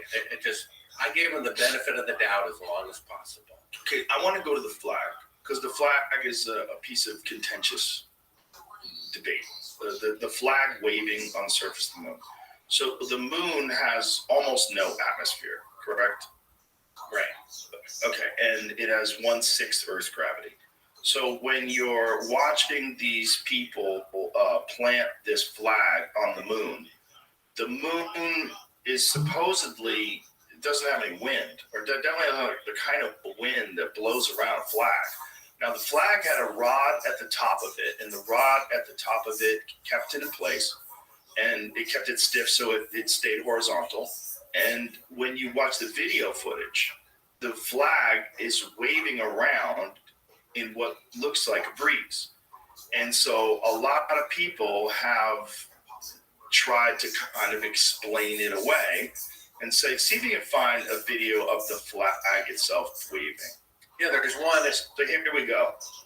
So they're planting the flag. Now, you do have to take into consideration that there's very little gravity. So it's 1/6 Earth gravity. So things definitely in a 1/6 gravity environment, they move differently.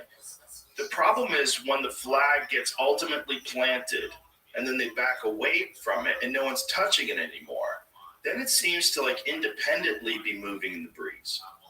Well, that's my opinion. They had a lot of air conditioning pumped in there because the backpacks had the cooling units removed so they wouldn't fall over backwards. So it was very hot in there, and they had lots of air conditioning. There's better footage, Jamie, where you can just see. And a funny thing happened on the way to the moon at Sabral.com. There's a clip of the flag blowing in the wind. We showed that a couple of times. Here's another thing to take into consideration. This, what you're looking at, is not a direct feed that was offered to the news organizations. So what this is a projector that's projecting on a screen, and then the news organizations then point their camera at that screen, correct? Well, actually, NASA pointed a camera at the screen there. So they took the footage, Right. they put it on a big screen. You got to understand 1969 projection technology, very low resolution. Looks like this. They put a camera on it. They ran that to a monitor, and then they had people film the monitor. Right. So it's deliberately fourth generation. So they're intentionally degrading the quality of the signal. The networks wanted a live feed, and they gave them fourth generation instead. But this is important to note. Like that wasn't, I mean, if you can get someone on the moon, you can get better footage. In Right, I mean, terms of like, Gilligan's Island but hold on. went to In color terms of what we know, in 1965. Why didn't they have color? Right? I mean, this is even if they don't have massive color, accomplishment. let's just say it's easier to do it in black and white. Let's just say that. If they did it in black and white, there's no reason why they can't get a clear feed directly to the news organizations and to the television. There's no reason to be filming it on a monitor. There's no reason to do that. Well, Like, there is, to cover up the fact that it's done in a But TV there's no- studio. But if you can overcome the technological hurdles to get people to the moon, you can overcome the technological hurdles to allowing people to have clear access, clear footage of what this thing is instead of fourth generation stuff, right? Yeah, like I said, I think if Gilligan's Island went from black and white to color in 1965, NASA can afford a color camera on the moon. After all, it is the most technologically advanced event. Why wouldn't they want a high-resolution color camera? They didn't because it might show that it's a fake scene, which it was. That's why they degraded the signal by fourth generations. Do we have better footage of the flag waving around the moon? Because there's some footage of it where you're just like, this is weird. Yeah, there's some, and a funny thing happened on the way to the moon about halfway through. If something colored the next one, I'll color 12. Okay, let's see that one. So I was trying to find the next. Just Google flag Yeah. blowing in the wind on the moon. Well, if you Google it, you may not want to show it. So it's in my movie. If you put it on Yeah. YouTube as a YouTube search, it'll show it. It's a different. There's one, Apollo 5. That's me. This one's pretty good, I That think. one, Apollo 15. Yeah. Click on that one, Jamie. Apollo 15. No, Jamie. Back. Where it says Apollo. No, I said the one that says Apollo 15. Right there. That's it. Yeah. Okay. So this one, this is color. He plants it. It still looks shitty, but he plants it. And let's get a look at when he gets out of the way. Let's see it moving around. So this is it. So this thing's kind of just waving on its own. No one's even touching it. And it looks like it's waving in a breeze. It's so it stops moving and then it starts moving again. Now, again, There's One one that sixth shows it of even more so gravity. than that. Yeah. Like an astronaut walking past it, creating the breeze, and then the flag blows without him touching it. Yeah, I'd like to see that. So how much further does this go, Jim? So scoot ahead. I think this is actually the one where the guy walks by it and then it starts going in the breeze. Here it goes. Does it show it where he walks by it? There it is. It's back there because you see his image.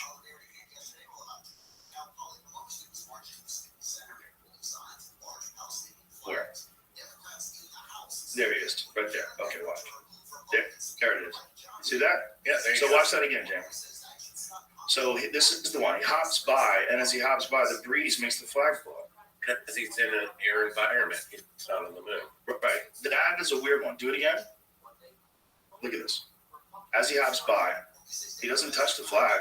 Now, can I do The devil's flag advocate? What do you call it? Steal what? Steelman.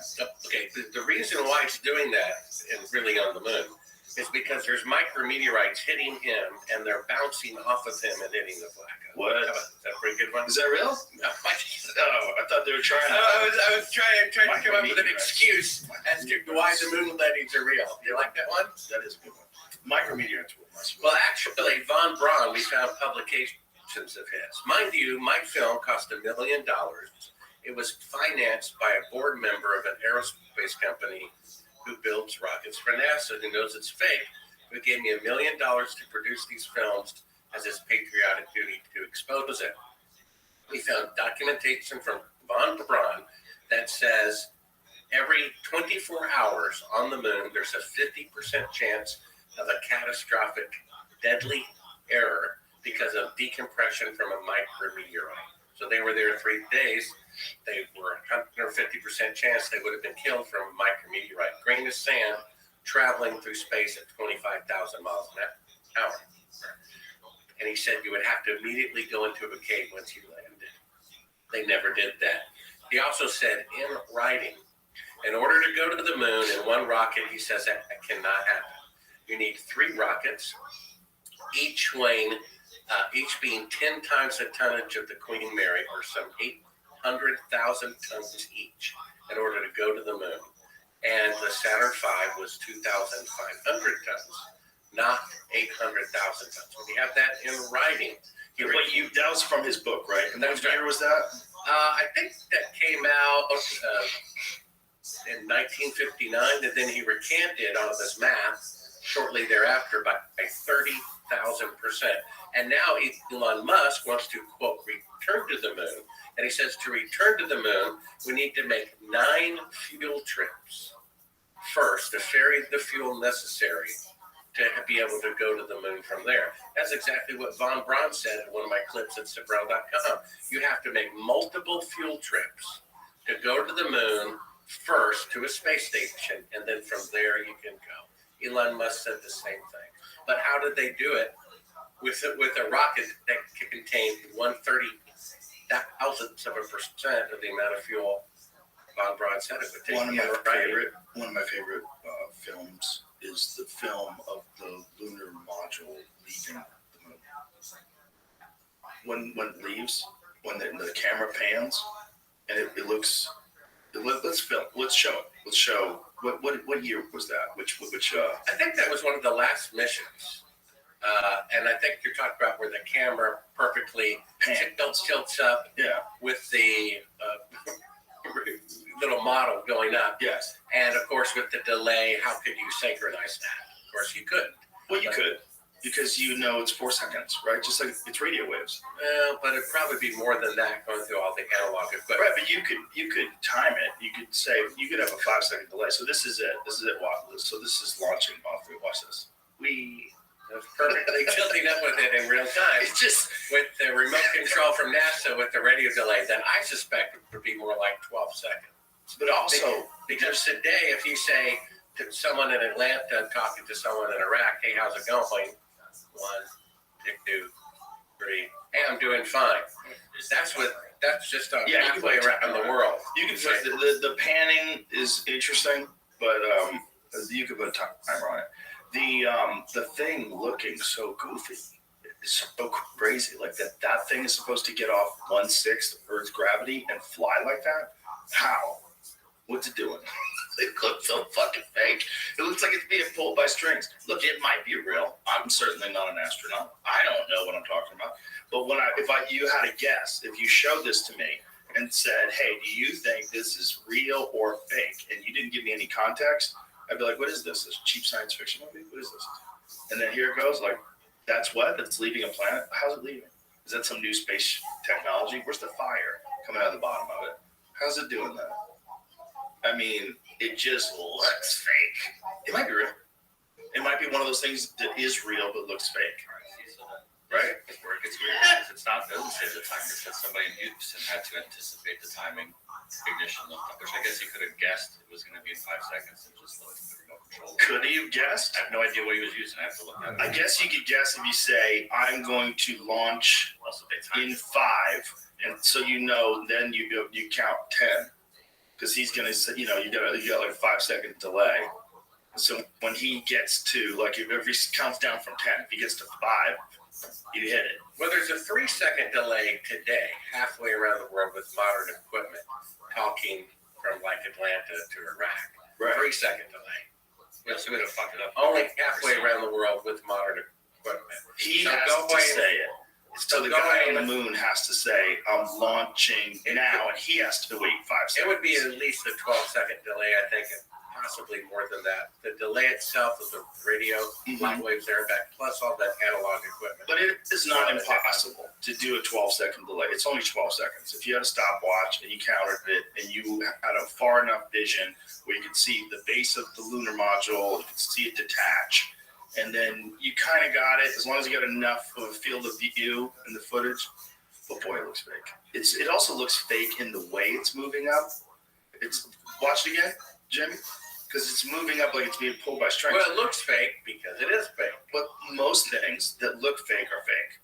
Not all of them, but the vast majority of things that look fake are fake. Now watch how this pulls up. Here it goes. It detaches. It's like, what is that? Now here's the question. Did they practice this at all on Earth? Did they practice taking off on one of those things, or could I they? don't think they Because did. they They couldn't. practiced landing. But here's the question. They couldn't, right? Because it wouldn't have the same amount of thrust on Earth because the gravity is so much stronger. So that thing wouldn't have been operational on Earth, right? Well, they had a lunar lander simulation that Neil Armstrong almost got killed in 6 weeks beforehand. He couldn't fly it on Earth in the safety of a tried and true environment. That was 6 weeks. Right, but also, beforehand. again, the gravity of Earth is much greater than the gravity of the Well, they Moon. took that into account. It was supposed to be a simulation of it. But So it was the more simulation- powerful to overcome Earth's gravity in comparison. Yeah. So then you're dealing with a totally different machine. And you're dealing with totally different factors. Maybe it would be easy with 1/6 Earth's gravity. Maybe easy, like wee, boom, it lands. And Apparently, takes off. it was. But 1/6, I would like to know, like, how much thrust do you need to get off of the gravity of the moon if it's 1/6 Earth's gravity versus what it takes to get off of Earth? Like, what are those calculations? And how is that amount of force being generated by that thing? And is it? Because that would be a really good question. Because if you can't prove that you could do that, like, how do you do that? Well, this is one reason why NASA destroyed all the schematics, all the electronics, all the diagrams of the equipment, because you could later prove that the lunar module, see, they claimed that the lunar module was powering air conditioning on a bank of car batteries and competed against 250 degrees outside and got it down to a comfortable 72 for 3 or 4 days. I mean, you try that at home, with your car batteries. Also, And- batteries of today, like my That's right. Tesla only goes 350 miles. That's if I right. drive real slow. And so they're saying they powered air conditioning off much more primitive batteries, 24 hours, 3 or 4 days in a row, against 250 degree outside. So this is an indirect proof. If you really went to the moon and spent $200 billion, you would never destroy the technology. But one of the clips we have is that them saying that they intentionally destroyed all of the equipment to go to the moon. All the diagrams, all the hardware, all the schematics, all the original telemetry of where the rocket was at the time, and all the original videotapes. Ron Howard's grandfather warned him the landings were fake. He didn't listen. He wanted to make an IMAX movie. He went to NASA, said, give me all the originals so I can transfer it to HD, and project it at 120 feet wide. They said, give us a couple of days. And in those days, they lost every single original videotape from every single Apollo mission. Now, if you really went to the moon and spent $200 billion, the last thing you would do is destroy that technology. But if you perpetrated a fraud, that's exactly what you would do. So what is this, Jeremy? So is this landing? Is that there's Neil Armstrong? So this is the one that he was practicing on. He almost died in. Look at that thing! Wow, that's crazy. There's also an article I found about how they filmed it. They tried on Apollo 15 and 16 and failed for different reasons, and then they finally got it right on 17. So it was a timing thing. So several second delay. Here it goes. The cameras were very successful capturing the images of numerous EVAs, but while they could be controlled from Houston, it was felt that several second delay between Earth and Moon would make capturing the module's descent impossible. So the plan was to pre-program the camera and hope that NASA camera operator in Houston, Ed Fendel, got his timing just right. On Apollo 15, the tilt mechanism malfunctioned, meaning the camera was never panned upwards, and thus the lunar module rapidly accelerated upwards and out of the picture. On Apollo 16 mission, the astronauts actually parked the rover in the wrong place. So while the cameras worked perfectly, it was too close to the module, and again, once it lit up the engines, it accelerated swiftly out of picture. Happily, Apollo 17 got everything right. What is perhaps most remarkable about looking back on it was that no one realized the significance of the liftoff at the time. Persistent rumors suggest that NASA had to pay the networks to cover Apollo 17 mission at all. And when final liftoff of humanity from the moon took place, it barely raised a mention on that evening's news reports. That's a really important point, too, because people were really tired of it. Like, they were mad that it was interrupting I Dream of Jeannie. I Love Lucy. Oh, that's what it was. I Love Lucy. Yeah. Well, that's from Wikipedia that continually defends the fake moon landings. In fact, if you type in moon landing fraud, you don't get anything about the fraud. You get 1,000 videos defending, the supposed moon missions. Now, if the moon missions are real, then anyone who says otherwise is an idiot. Okay, so how do they defend? If I were going around saying George Washington was not the first president, it was really Mickey Mouse, do you think there'd be 1,000 videos to reassure people that George Washington was the first president, not Mickey Mouse? But there's 1,000 videos out there that took tens of thousands, hundreds of thousands of hours to produce to defend the moon landings. If it's so obvious, they should speak for themselves. It has to be continually supported because it's made out of a straw. That's why. So the lunar module leaving the surface of the moon, how did they practice that? If it was the first time they ever pulled that off, the first time they ever tried it? I think they used a simulation.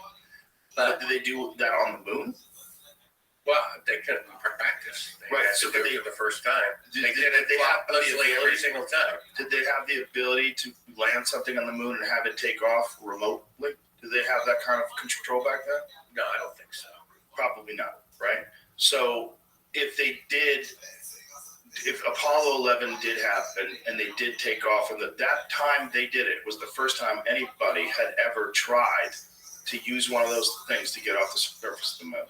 So every time flawlessly. With a person in it, with two people in it. Three.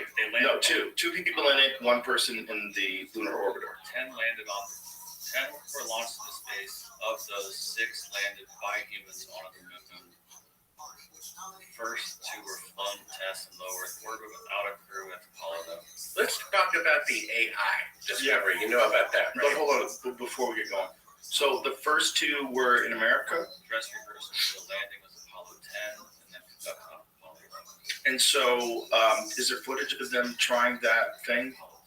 No, just having it launch on Earth. I'd be fascinated to see what it looks like. How that thing gets into the air. Because if they were able to make a lunar lander that Neil Armstrong got in, that thing that looked very different than the ones that were on the moon. But that thing, if he's doing that to try to overcome the 6 times gravity that Earth has over the moon, what does that look like when they're testing that thing? Like, how much thrust does it have, and where is the engine? Where is the rockets that propel that thing into space? Like, where do you fit those? This is my question. And so how did they explain that away? Like, what is the conventional?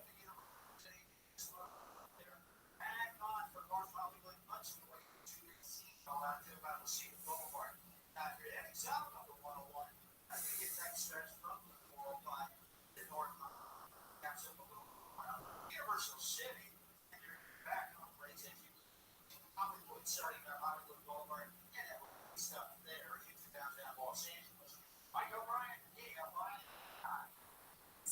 California's only airborne traffic report. I'm Rachel Martinez. Commercial-free stations waiting for you to explore right now. Like Deep Cuts. Featuring deep album tracks from iconic artists like Beatles, Led Zeppelin, Floyd, The Who, The Stones, and more.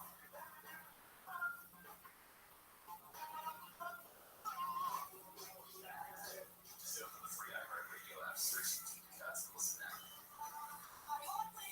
iHeartRadio, free. Sounded so good. In this week's Marketers Report, Angela Cepeda, CMO Hyundai Motor America, talks about audio storytelling. People scratch their heads and say, why would you put your brand on a channel that doesn't show the sheet metal? But for us, it's about storytelling. That's driving a lot of brand awareness, but it can also drive a lot of intent. As the #1 audio company, iHeartMedia gives marketers access to the influencers and audiences and data you need to grow. If you're a marketer, go to iHeartResults.com.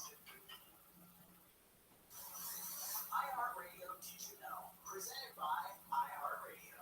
You know, what you're listening to right now. Did you know that iHeartRadio not only lets you listen to all your favorite FM stations locally nationwide for free, but iHeartRadio also lets you build your own personalized stations based around your favorite artists. We call it Artist Radio. Let us build you a customized station just for you with the least amount of work. Step 1, type in the name of your favorite artist. Step 2, tap play. We'll take it from there and automatically build you a station based on the best music from that artist and other similar artists. It's really that easy. Best of all, our Artist Radio is presented with unique commercial interruption. Unlike Pandora, where your personal stations are constantly being interrupted. If you want to take matters in your own hands, you can skip songs you don't like, and you can jump up and down songs to help personalize the station to your exact taste. And best of all, Artist Radio is free. Check it out today. Search your favorite artists, hit play, and we'll take it from there. iHeartRadio, #1 for music, radio, and podcasting. All in one app.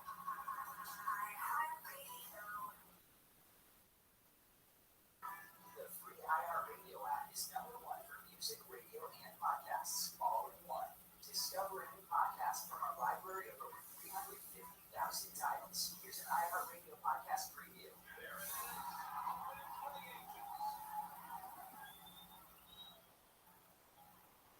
Tiger Woods is one of our most fond sports icons. A reflection in a lot of ways of America's history, its values, and ideals. One of those Indian mothers had foresight before her life.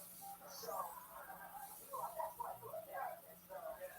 Tiger has been most famous for decades.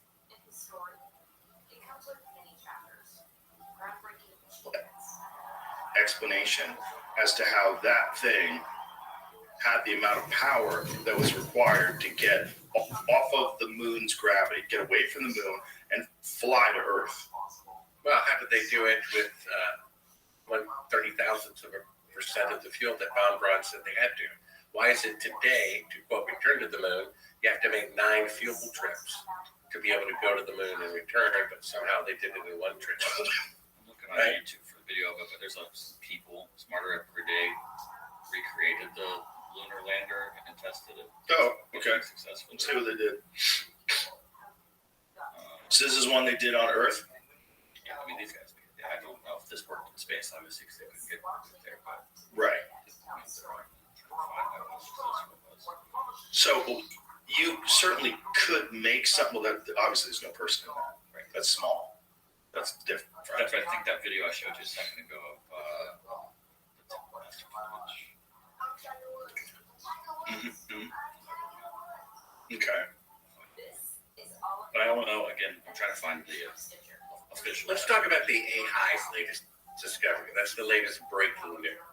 Okay. They had an AI conference in November. You know, they have all these conferences, automobile conferences, video equipment conferences, shoe conferences, and they had the latest AI conference in November in Moscow. And just like at these conventions, you can try out a car or drive it around the track. It's 150 miles a gallon and somehow never makes the market.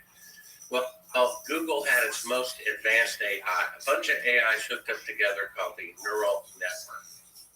And they let people play around with it for 3 days. One group had it write a symphony, one group had it write a novel, another group tested its deep fake detection program, which has never been wrong.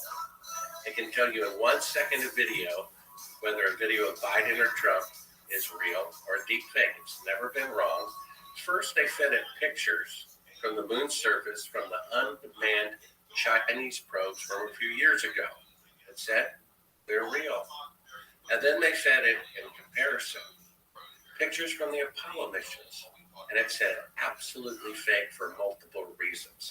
Fake background, fake foreground. They even pointed out that one picture was not even a real astronaut. It was a miniature of the astronaut. Because the AI detected that the footprints were not the way a human normally walked. It was they were stamped in there with a miniature. And that the entire set wasn't even real. It was a miniature of the set so they could show us that. Where is this AI conclusion? Where can someone see that? Go to Sibrel.com. I wrote an article about it, and there's a video of it of Putin himself being shown the results that the latest AI says the moon landings are fake.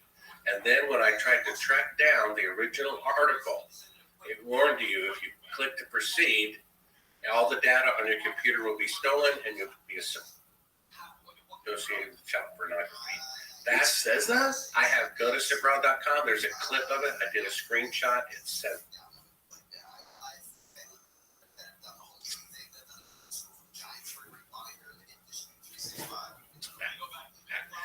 that's how desperate they are, because the latest AI says the moon landings are fake. You think that story is on RT?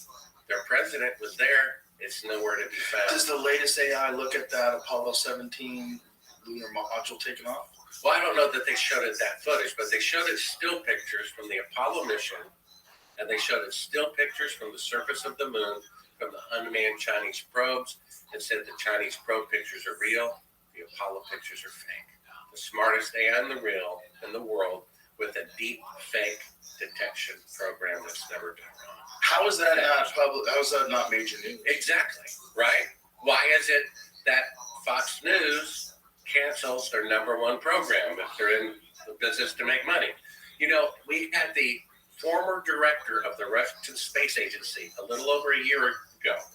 He said the moon missions were fake. Fox News calls me up the next day. They said, Bart, we want to do an hour-long special about whether the moon landings are real or not. And we just want to be honest with you. We haven't read your book. We haven't seen your film. And irregardless of what's in there, we will conclude that the moon missions are real. The point is to reassure the public. And then, during that hour-long program, which I saw after the fact, they had a quote from one scientist in 1969 that said, congratulations, and therefore they said, see, the Russians think it's real. And I'm like, well, what about the former director of the Russian space program who said 6 weeks ago that it was fake? They deliberately don't mention that. You think RT is Who said it was fake? Which guy? Well, the former director of the Russian Space Agency. Who is he? His name is Dmitry Rogozin. And he said that the Apollo missions are fake. And Fox News calls me up. They had to put out that fire. You see that? And they said that we will conclude without investigating it, without reading your book. And even if your book and movie prove that it was fake, we're still going to conclude that it was real. Of course, it's Fox. And then, Your network. well, yeah, and then are they really anti-corruption? No, they're not. And there it is right there. It doesn't say Google. It's the neural network thinks almost everything in this photo is fake. Meanwhile, back it up again. It's the neural network thinks almost everything in this photo is fake. That's the moon landing thing. So meanwhile, it raises no particular questions about this photo taken by a Chinese lunar rover. So this is someone explaining this to Putin, and they're looking at it. It believes this one is fake. He's pointing to the Apollo. Yes, look at the red. This is what Google's neural network thinks, not ours. So there will be no bias. But it's surprising, but it does believe so. The neural network has analyzed a lot of data, including light and dark contrasts, etc., and then it believes the photo is synthetic. Very interesting. Now, he's not surprised, so he knows already that it's fake. Let me tell you something, Joe. I know somebody who works for the Chinese Space Agency, okay? I just did an interview with him for my YouTube channel. And he says everybody there knows that the Apollo missions are fake. So why don't they like publicly broadcast? Let me tell you exactly why. He says they're blackmailing NASA. NASA is giving them illegally, according to their own federal law, secret space technology in exchange for China not blowing the whistle. And that's the alleged reason why it must be real. The Russians would have found out and the Chinese would have found out and would have blown the whistle. That's just not true. Let's say I had a picture of a world leader with a prostitute. I could upload it to the internet and take them down, and then that would be it. Or I could blackmail them year after year after year. And that's what I have a source in the command center of the space station at China Space Agency. He says they know, everyone knows it's fake. They're blackmailing NASA for technology. So the federal government is violating their own espionage act. You see that? Mm-hmm. Russia does. The guy's not surprised at all. In fact, my interpretation of his emotion, he's afraid. He looks afraid that the truth is going to come out.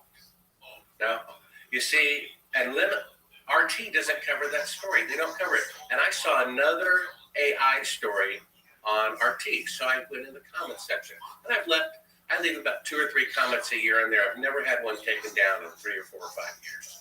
I leave a comment, hey guys, why didn't you cover that the latest AI, where Putin was there, says that the moon missions are fake? They took down the comment. They won't let you go to the original link. You see, Fox News is covering up for the federal government. You see, it's a great embarrassment. I showed that footage that we talked about for quite a while to a news director at NBC. He practically fainted. He says it absolutely proves they didn't go to the moon. I said, when are you going to broadcast it? He says, I can't. I don't want to go down in history as the man who caused the next Civil War. He says this will outrage the public. 10 years later, a new director at NBC News sees the footage. They say it proves we didn't go to the moon. They fly me to New York. They put me up in the Waldorf Astoria Hotel. They pay me thousands of dollars for the exclusive license to that footage. And they said, Bart, I'm sorry to tell you this. You can keep the money, but we're going to have to cancel the program. I'm like, well, why is that? I said, well, we got a call from someone in the federal government threatening us. And we backed down. You see? So people see that footage. It convinced me. And I was a big moon fan. You know, pride is a thing. Here's something I wanted to say. I talked to a guy who teaches aerospace at a major university, and he said even if he saw Buzz Aldrin confess on national TV that the moon missions were fake, he would still think they're real. Pride is simply the unwillingness to be wrong, and humility is the willingness to be wrong. I was willing to be wrong. It is what it is. They did fake the moon landing. Our government is that corrupt. Okay, let's go over some other stuff. One thing I wanted to go over is the photographs and the shadows that are moving at different angles. Because this is disputed, and this has been refuted by some people that are photographic experts. They've looked at this and said this is actually possible to get these kind of different angles even with natural sunlight. It's debatable though. So let's talk about it. So here we have on the right hand side a picture taken from the alleged last mission to the moon. You'll see on the left hand side is sunlight. Try it yourself. Right. Go out in your front yard or your parking lot at work on a cloudless day. 2 people, 2 telephone poles, 2 trees. They will always run parallel. They will never intersect. It's impossible for sunlight shadows to intersect. Over here on the right, they claimed was taken in sunlight. After all, there's no atmosphere. It's 20 times brighter on the moon than on Earth. The last thing you need is an electrical light. And the astronaut shadow is going at 12 o'clock and a rock 5 feet away. The shadow is going at 9 o'clock. a 90-degree intersection, proving that was taken with an electrical light that's really close and it's probably behind the astronaut. And if you go to the right of it, it's going to throw the angle off. That proves it in a court of law. Take a jury out, they'll see the picture on the left. Turn out the lights in the courtroom, bring in a spotlight, and you will prove in a court of law that that picture was taken with an electrical light, which proves they are on Earth and not on the moon. Now, what is the conventional explanation as to why these shadows move in different directions? When people try to debunk it, I'm sure you've seen them try to debunk it. What is their take on it? I've never heard it debunked, to tell you the truth. They've ignored it. In fact, the reporter from National, was it Mechanical Magazine, Popular Mechanics interviewed me, and they said I can't explain that. I talked to the Washington Post about the footage we show.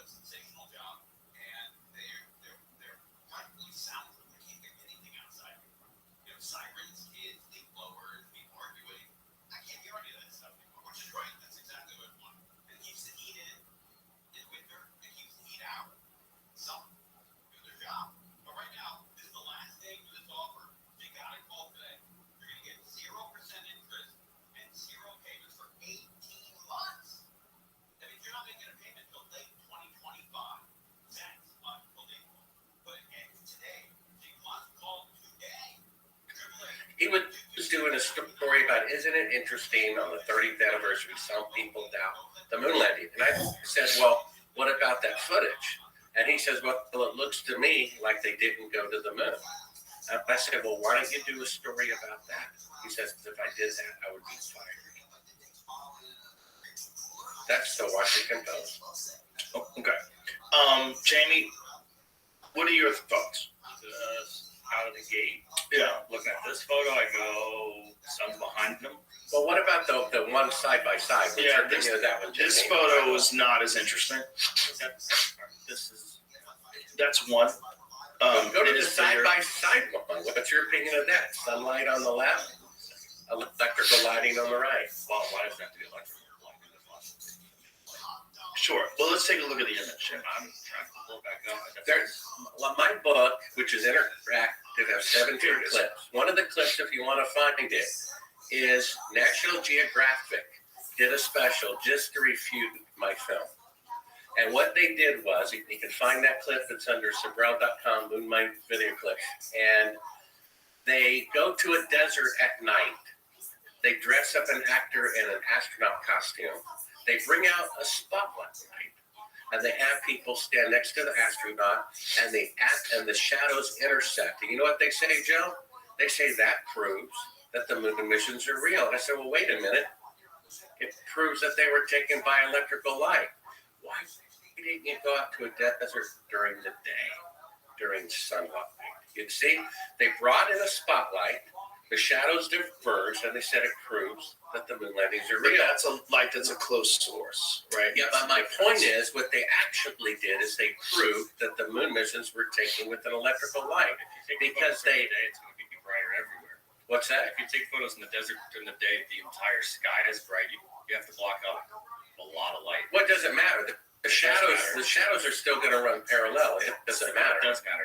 That's what I was trying to get up before I cut off. Is that from this photo here, which is very similar to the other photo, it looks like the sun is probably behind it. It's probably the brightest source that they have around them. Mhm.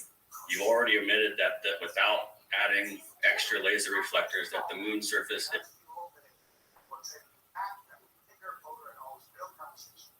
Straight from the C-suite front lines of marketing and more. Yeah, great friends joining from people you know, like Laura Valderrama and Mark Burke. Well, you'll want to know. So grab a coffee or an egg and an Aperol Spritz and come join us on America's #1 podcast network, iHeart. Open the free iHeart app today and search brand new. Listen on the free iHeartRadio app for all your music, sports, talk, and podcasts. Free, never sounded so good. KFR AM 640.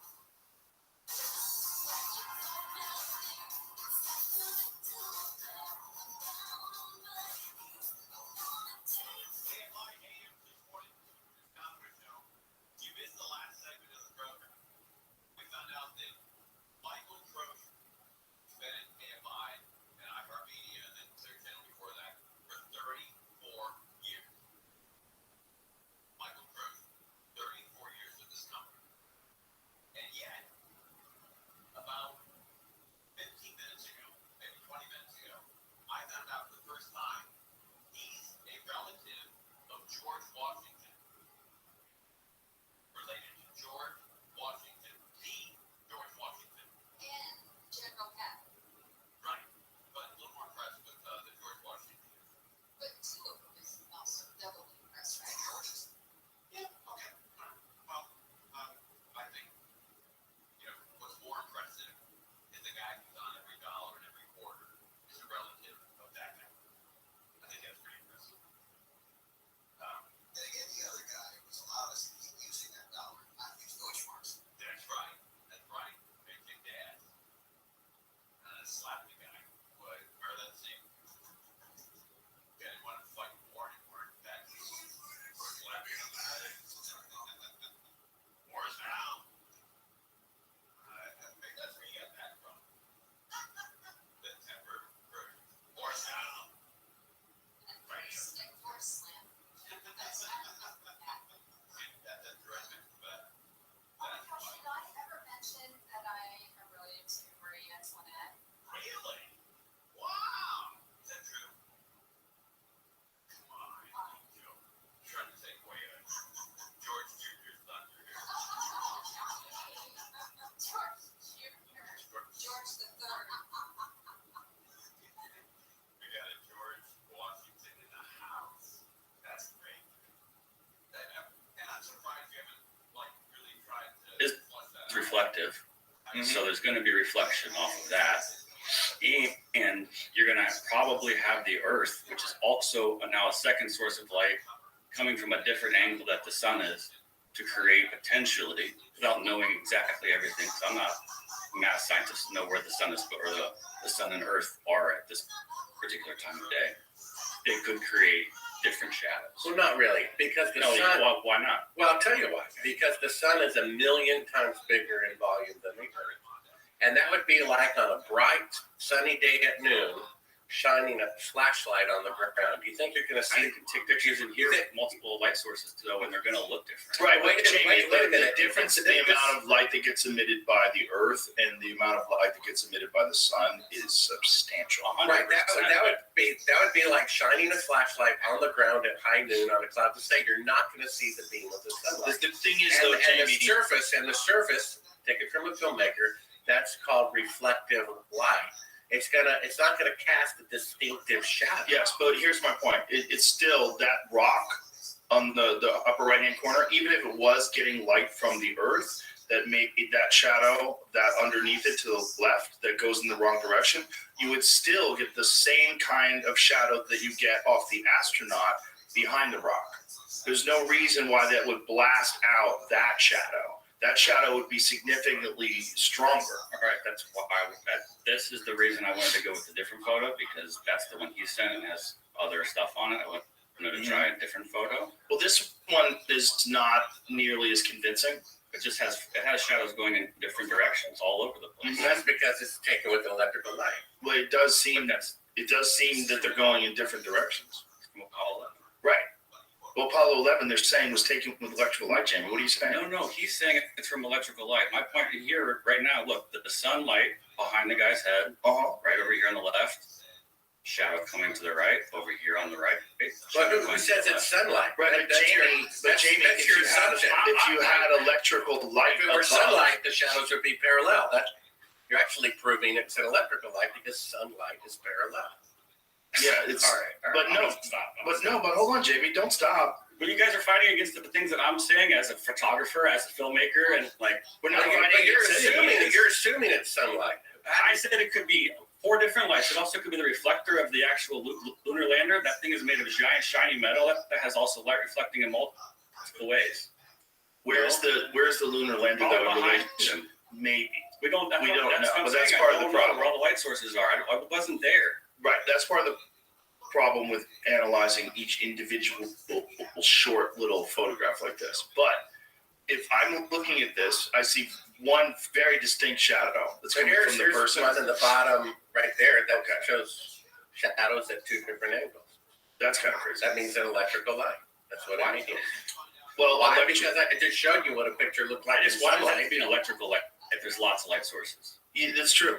Well, It's true, I mean, but there's also a hot spot. they either filmed it on the moon or they filmed it on Earth. And that's where If it's on the moon, the shadows are parallel in sunlight. If the shadows intersect, it's an electrical light, which means they're actually on Earth, and they're trying to fake So it out. what you're saying is that if it's electrical light, it's more than one source of light that they have like suspended. And so these are going to cast light in different directions, and it's going to create shadows that come at different angles, as opposed to the enormous sun, which bathes everything in a fairly even distribution. Yeah, if there's 2 light sources, like 2 electrical lights, they run in different directions. Right. Or if there's one light, because it's close. The sun is 93 million miles away. That electrical light is probably like 10 feet away. So if you're behind it, it's going to cast a shadow, or in front of it, it's going to cast a shadow straight ahead. And if you're to the side of it, it's going to cast an angle and the light in a different angle and the shadow in a different angle. And so this one is just normal. I mean, look at this picture on the right. This is the most famous picture. Get the original off of eBay. They've color corrected this. The soil and the original picture around his feet is caramel brown. Look at the pictures from the Chinese probes that the AI said was real. It was a caramel brown color. And they had the background grayish blue. And they said, oops, we can see the fake background too easily. So they color corrected them. Go to eBay, go to your library, find a publication from 1970, and you'll see, and all the lunar pictures, the originals from, there's one there. There's the brown one there. Go back. There was one picture of the original print of the soil being brown right there. That's the color. All that set of pictures that I had, those 20 pictures I got from my dad, all of them had the soil that color, including the famous one of Buzz Aldrin, right? They all had a caramel brown, and in the Chinese probes, the soil is caramel brown because that's the color it really is. Right, They but color if you corrected landed, that. but if you landed a probe in the desert in California versus you landed a probe in the middle of Austin rainy season, you're going to get different ground, different color ground, right? Wouldn't we assume that the moon, when we look at the moon, there's a bunch of different shades of the moon, right? That's the man on the moon. There's like Well, and all the NASA pictures and the original prints, They're all the same shape. Right, all because round. they're in that spot where it's But, that but color. you have to see there's a before and after of that same picture. Okay, that I want to see. The original picture, we have to find it on eBay or whatever. The original picture Don't you think it's online? could be, but you have to go to eBay and type in Apollo 11 Everybody knows photographs. eBay is the most trusted source of Well, information. There's no way. What we need is the original prints that came out in 1969. Maybe and if those- it exists, Jimmy. And those, the soil is brown, and yet in this most recent picture, they've color corrected it. Now, why do you think they did that? Why did they do Because that? because the soil was brown and the background was grayish blue, and they didn't match. And you could see the fake backdrop so much easier. Now, there's another point of contention that the same background was used in different photographs that were supposed to be nowhere near each other. That's true. That is true. Okay, and what's the instances of that you could show? Well, I don't have them queued up, but that proves that they're. You must know what they are, though, right? Well, I've seen them before. Other people that put them in films, and it's true that they claim they're in two different locations, but the backgrounds line up exactly Right. copy one another. So Yeah, it's supposedly many miles apart, but yet the backgrounds look the same. yeah, the AI said the picture they had of an astronaut on this vast background was a miniature. It wasn't even a real astronaut. Yeah, I want to see more of that. And that was it actually Google's AI that did It that? was Google's neural network. And The that's most advanced. So either Google spent billions of dollars and 10 years or more developing this AI that ended up being a piece of junk, or the moon landings were fake. You see? Which do you think is true? well, or the photographs are fake. This brings me back to the things that I was saying earlier, that if they did look, the Hasselblad cameras that they use to photograph things on the moon. One of the things that people would always say is, "Oh, they were special cameras. They were different. They protected against radiation. They did a bunch of things. That they could operate under the incredible temperature of the moon." But they were the same cameras, right? They weren't really special cameras. Right. Someone sent me a link recently. They have, according to Eugene Cernan, he left a family picture there on the surface of the moon. And he took a picture of the photograph that he left on the surface of the moon. And then someone said, okay, at what temperature does photographic print paper, Kodak paper from that time, at what temperature is it destroyed? Something like 145 degrees. Well, it's 100 degrees hotter than that on the moon, and the picture looks perfectly fine. Right. How long does it take before the image? Oh, it's to be destroyed? immediate. Yeah. And so the AI said that. And then it says, okay, well, is this a picture of Kodak film on the moon? It says, yes, it's supposed to be. But how can it be there just leisurely laying around when it's 100 degrees hotter than what it would cause it to destroy? What was different about the cameras that were used on the moon, and what protection was in place supposedly to protect them from radiation and temperature? Nothing. When my film came out, and that's about the time that you and I met for the first time. Here it goes. Hasselblad engineers gave it a coat of heat-resistant aluminum paint and removed the mirror and focus screen, save weight, and allow the camera to be operated close to the head as opposed to the waist. To aid in the photo composition, they attached a bracket used for mounting camera accessories called a cold shoe to the side. It also held the astronauts' checklist while they were on the lunar surface. Inside the camera, highly precise motors allowed astronauts to scroll through a roll of film without using a hard crank. Rise knew that recreating the perfect replica of the Apollo 11 Hasselblad camera was going to be more difficult simply because there wasn't much accurate information available about it. So that's getting more into the recreation of the camera. Right. Okay, well, the most significant part about this, when my film came out, Fox was going to air it as is. And right beforehand, their lawyers freaked out and said, well, we didn't show the other side of the story. It's my argument with you during the break. We've heard their side of the story for decades. We don't need equal time. Give us equal time. Yeah, but First, my point. Well, wait a minute, let me say. So they made a special where they interviewed me. It was Conspiracy Theory, Did We Go to the Moon? Aired 3 times by popular demand. One of the most convincing parts is they interview the representative from House of Black Cameras. They show him a picture of allegedly a guy on the surface of the moon in sunlight, and he's embarrassed. He says, I don't know why it looks like that. Looks like he's standing under an electrical spotlight to me. And it's also because of the hot spot, right? It's created. That's right. So the guy who made the camera says that pretty much that the pictures are fake. He doesn't know why. It looks like an electrical light is lighting him, not the sun. And again, that could be because it was almost impossible to recreate those photos, to create those photos. Well, they showed simulations so many times during the 1969 television pictures. You know, they didn't have that much actual footage. I don't think they would have a problem saying, well, we just, destroyed the pictures. All we have is a TV image. It is really, really crazy. It destroyed all the original footage. If I really went to the moon, or I was in charge of a mission that really went to the moon, and someone said, well, we got to put in fake pictures, I'm like, no way. Because people are already saying the moon missions are fake. I would never allow fake footage to be shown in a real mission. If they really went, it would jeopardize the credibility of it. They would never do it. If you have a say.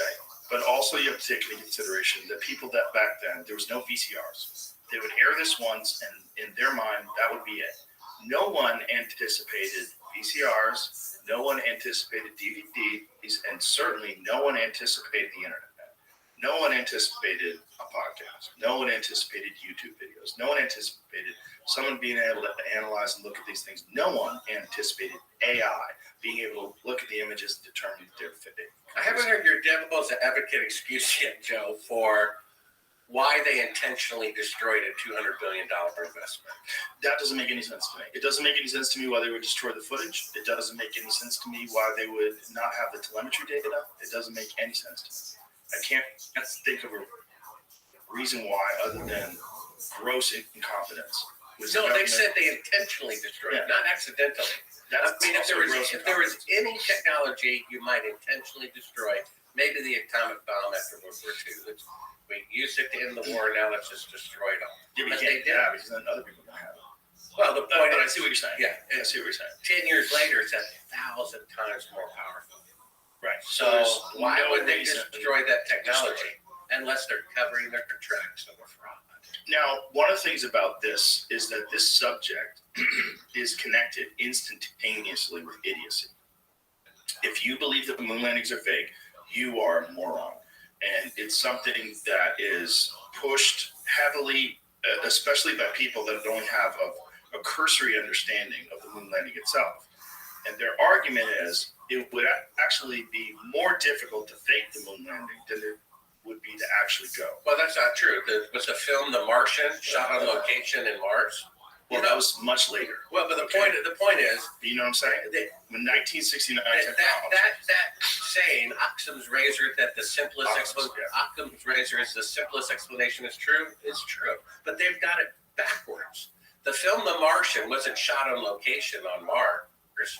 It was done in a TV studio. It's easier to fake a moon mission than it is to go to the moon, obviously. And yet they're so desperate to say that the moon landings are real, they say it upside down. They say it's easier to go than to fake something. Well, they say it's easier to go than to fake it and keep it secret all these years. But they did. Only a handful of people knew the truth.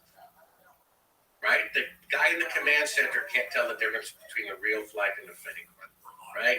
There's only 3 eyewitnesses and no independent press coverage. They have complete control. Everything's compartmentalized. Yeah.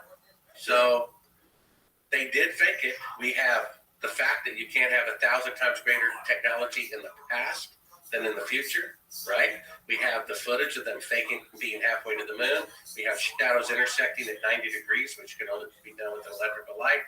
And we have an eyewitness of Cyrus Eugene Akers. And then there's another clip, I think it's clip 7, Jamie. I interviewed Edgar Mitchell in his house for my second follow-up film, Astronauts Gone Wild. I showed him the fake footage that we just looked at. He turned beet red, got mad. Where did you get this? Get out of my house, started cursing at me, kicked me from behind. And in the commotion, we left a high quality wireless microphone on him. And in the commotion, my camera operator forgot to hit stop record. So while the camera is in the back seat of the rental car in the guy's driveway, he's in his house with the door closed, and we're recording his private conversation with his son. And you'll hear them say, "Do you want to call the CIA and have him whacked?" They're talking about me. Now, if they really went to the moon, and I'm some idiot who thinks it was done in a TV studio, why would they care? Why would the CIA care? And why would a civilian Apollo astronaut have the CIA in his Rolodex? Do you see? That's indirect proof that they didn't go to the moon, because why would they be talking about having me killed by the CIA if they really went? And I'm some silly person who thinks they faked it. You see? Let's hear that. You have it recorded? Yeah, I gave them the time code there. Okay. And then so my book goes into all these things that are not in the film. So here's you climbing into the car.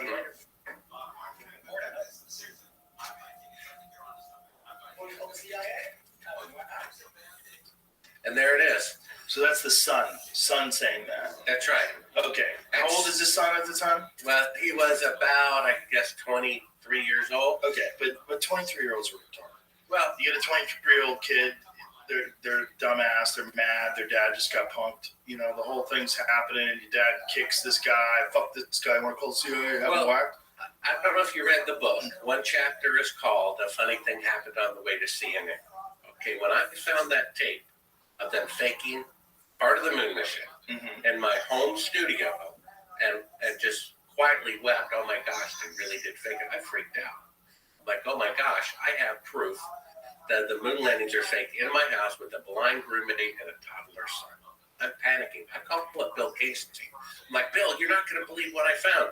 They really didn't go to the moon. They really didn't go to the moon." And he's like, "Well, Bart, I told you." I'm like, "No, you don't understand. They really didn't go." He's like, "Well, Bart, I told you." And as I'm telling him about the footage, it's interrupted by this screech. I can't hear him. He can't hear me. I go to church that night to get advice from the elders what to do. They say, "Drive like a bat out of hell to CNN." I already made a copy of it and put it in safe houses. As I'm leaving church, one of the last cars late at night, a van backed into a swimming pool that had been closed for 3 hours at sundown. Pulls out immediately when I go by. I'm like, "That guy was waiting for me." I pull over to the side of the road. I say, "I'm not going anywhere until this guy is in front of me." I got all night. Finally, he realizes he got caught. He passes me. I follow him. No, the enemy. He gets on the parkway going toward town. I get in the parkway going toward town. I'm like, "I want to see this guy. Who is this guy waiting to follow me?" The day I find the secret footage, I look at him in the eye. He looks like a great white shark who would kill me and go home and have a great dinner and not think about me tomorrow. As soon as we connect, the car shuts off. The electrical engine, everything shuts off. He meets up with another. What year is this? This is 1999. What kind of car do you have? I had a Toyota van. And he meets up with another car on the other side. They start literally looping around as I'm running from side to side being chased by these people. I flag down a cab who takes me to CNN in Atlanta, where I have a friend who works there. And I'm literally trying to give them the tape through the back door. This is all in my book. Maybe it'll make a great movie someday. And I'm abducted by government agents in an unmarked white van who handcuff me. And I can hear them behind me say, "Well, where's the thing?" I thought, "You bet the thing." He's got the thing. They're all wearing rubber gloves. They put something on my wrist that looks like something you get when you go into a hospital. And within 1 minute, I feel like I'm on LSD to the point where I'm throwing up. That's what the thing was, you see. They put me in a van. They started interrogating me. I escaped their custody. How'd you do that? Well, you got to read the book. It's a long story. I make my way back to Nashville. I pee in a cup. I say, "God, I'm going to show my news director at NBC that I've been drugged by this exotic true serial," because I told them everything they wanted to know. You don't have to waterboard anybody. Okay? And I take it to a lab. I give it to a friend to put in the lab as his thing, right? Because I don't try down with the CIA, right? Right. I check back with him a few days later. Says, Bart, well, there was a problem at the lab. And I'm like, well, what problem? He says, well, they had a break-in over the weekend. And I'm like, yeah, so what? He says, well, funny thing, the only thing stolen was a urine sample. And the people at the lab are like, we don't know who you are, but take your business elsewhere. And so all of this is in my book. Never talked about it before because I'm already trying to convince people of this very difficult truth. They really did fake the moon landing. And how do you know these folks that abducted you were government agents? Well, they're the ones who monitored my phones, who followed me from church, who followed me to CNN, who stopped me from getting the tape there, who drugged me with something so severe I'm throwing up and hallucinating. And then they're so afraid that I'm going to prove that I was drugged, they break into the lab, in the middle of the night and take. Only thing stolen was my urine sample. Gone the next day. And again, what year was this? That was 1999. Sorry, allergies. Yeah. Truth? You're allergic to truth? No, I'm Okay. allergic to whatever's in the air in Austin. What we were talking about before the show, Yeah. people that have allergies. Alfalfa tablets help me out a lot. Got to take like 4 or 5 a day. So this is 1999, Yeah. and this is when you first get a hold of that footage that That's we watched right. earlier. And did they ask you where you got it? Do you remember anything they asked I you? remember like the first 2 questions. I was really concerned about the safety of my son. I always think, what would I do if I were them? Right. And so I was concerned if they would kidnap him and say, we'll give you him if you give us the tape. Right. So the very first question out of their mouth, I remember, where's your son? Very first question. Can you imagine that? And then the next question, something about copies of the tape, and I don't even remember. It's a blur. And, I'm literally in the middle of the night running away from these people. X-Files type of things that, we'll make a movie someday about. And just unreal what I went through. And they really did go. They're still keeping up with it. You got to remember, what's his name? Ralph Nader. He wrote that book, was it Deadly at Any Speed? And all it was is GM simply didn't want to spend $200 per car to put in an airbag. So you know what they did when Ralph Nader was trying to get them to put?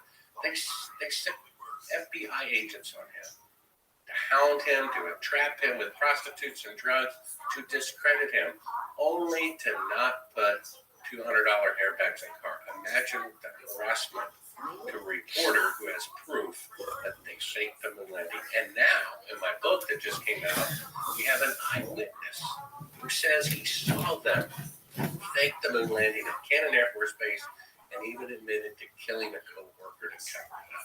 Okay, let's go over some of the things that people would say to try to debunk some of these claims. Let's go over specifically the Van Allen radiation belts.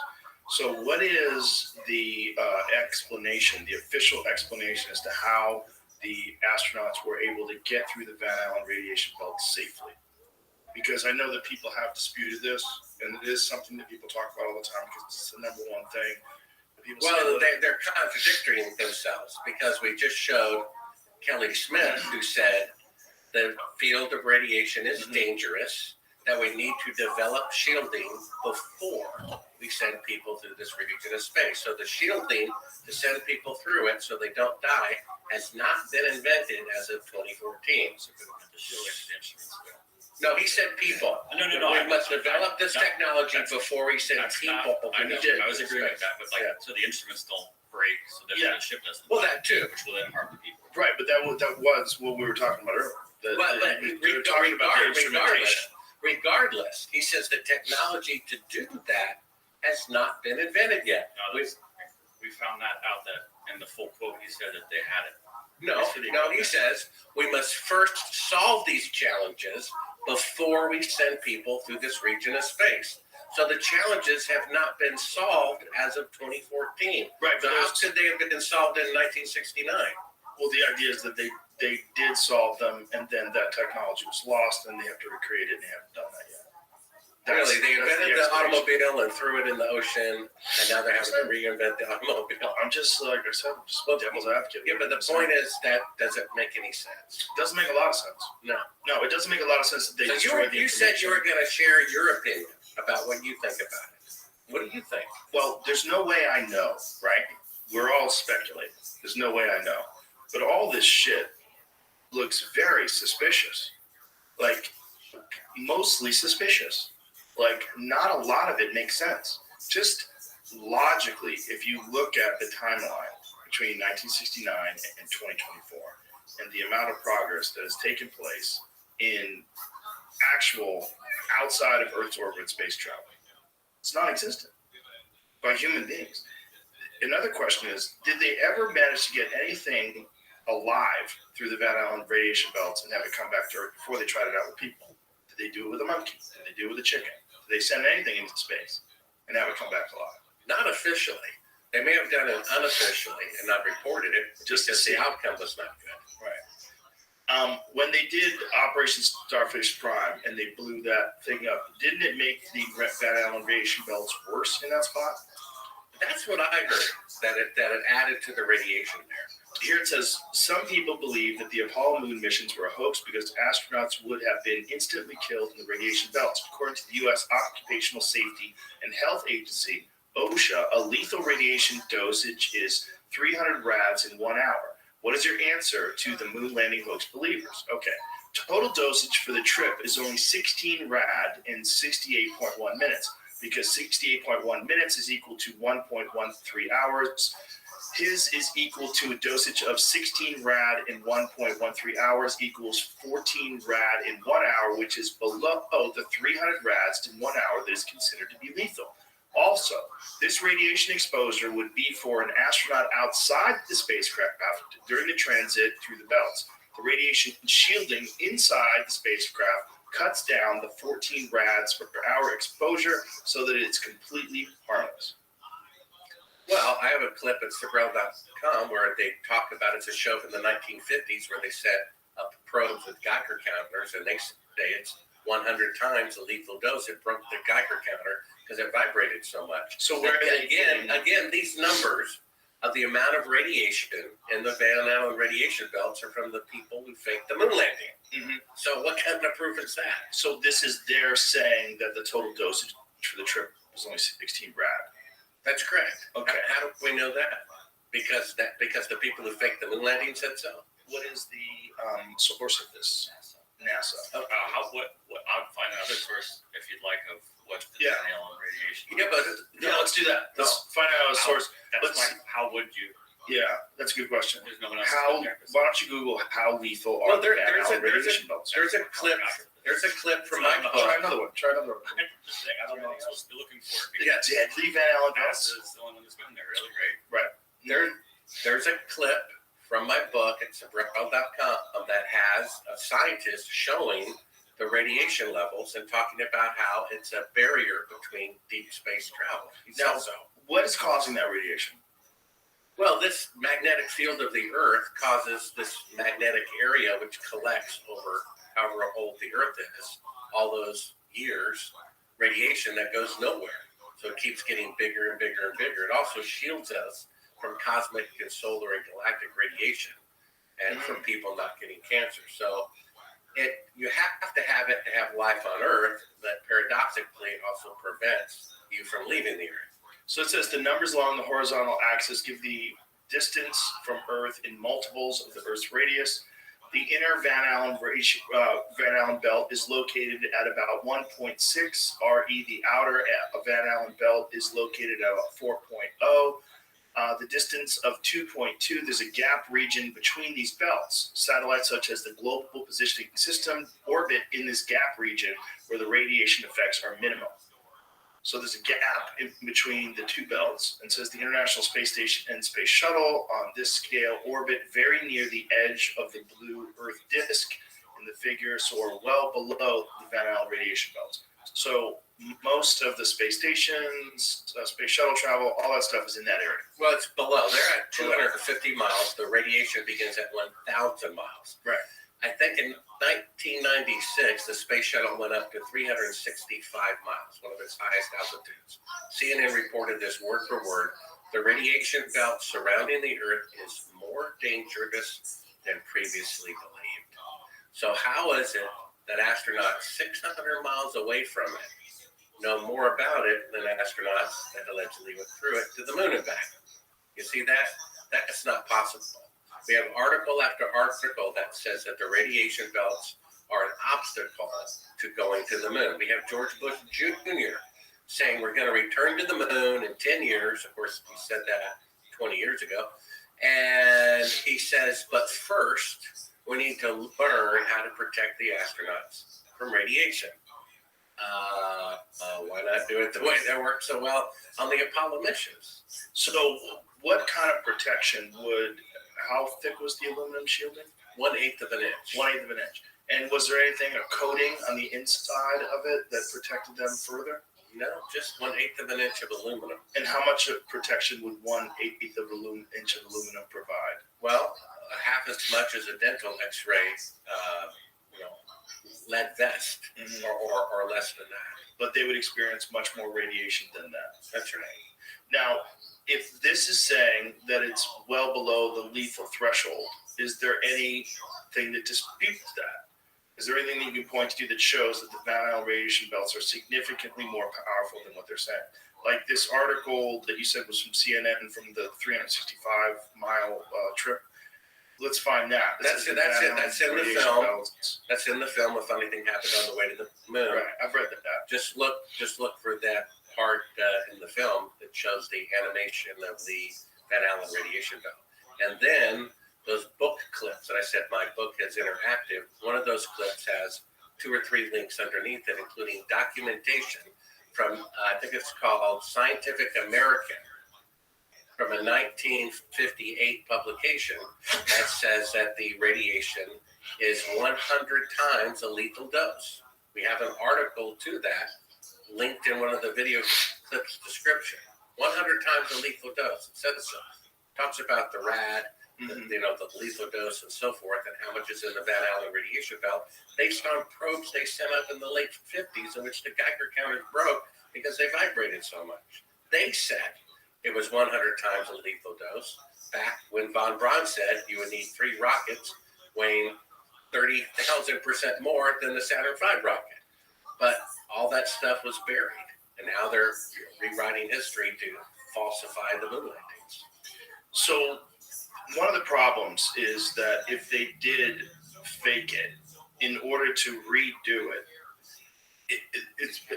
even if the technology exists today to be able to shield a craft to get through the Van Allen radiation belts and to fuel it adequately to get to the moon, to pursue that and to pursue that transparently, but you have to explain the protection that you're putting in place because of the danger, because of the measurements that we have.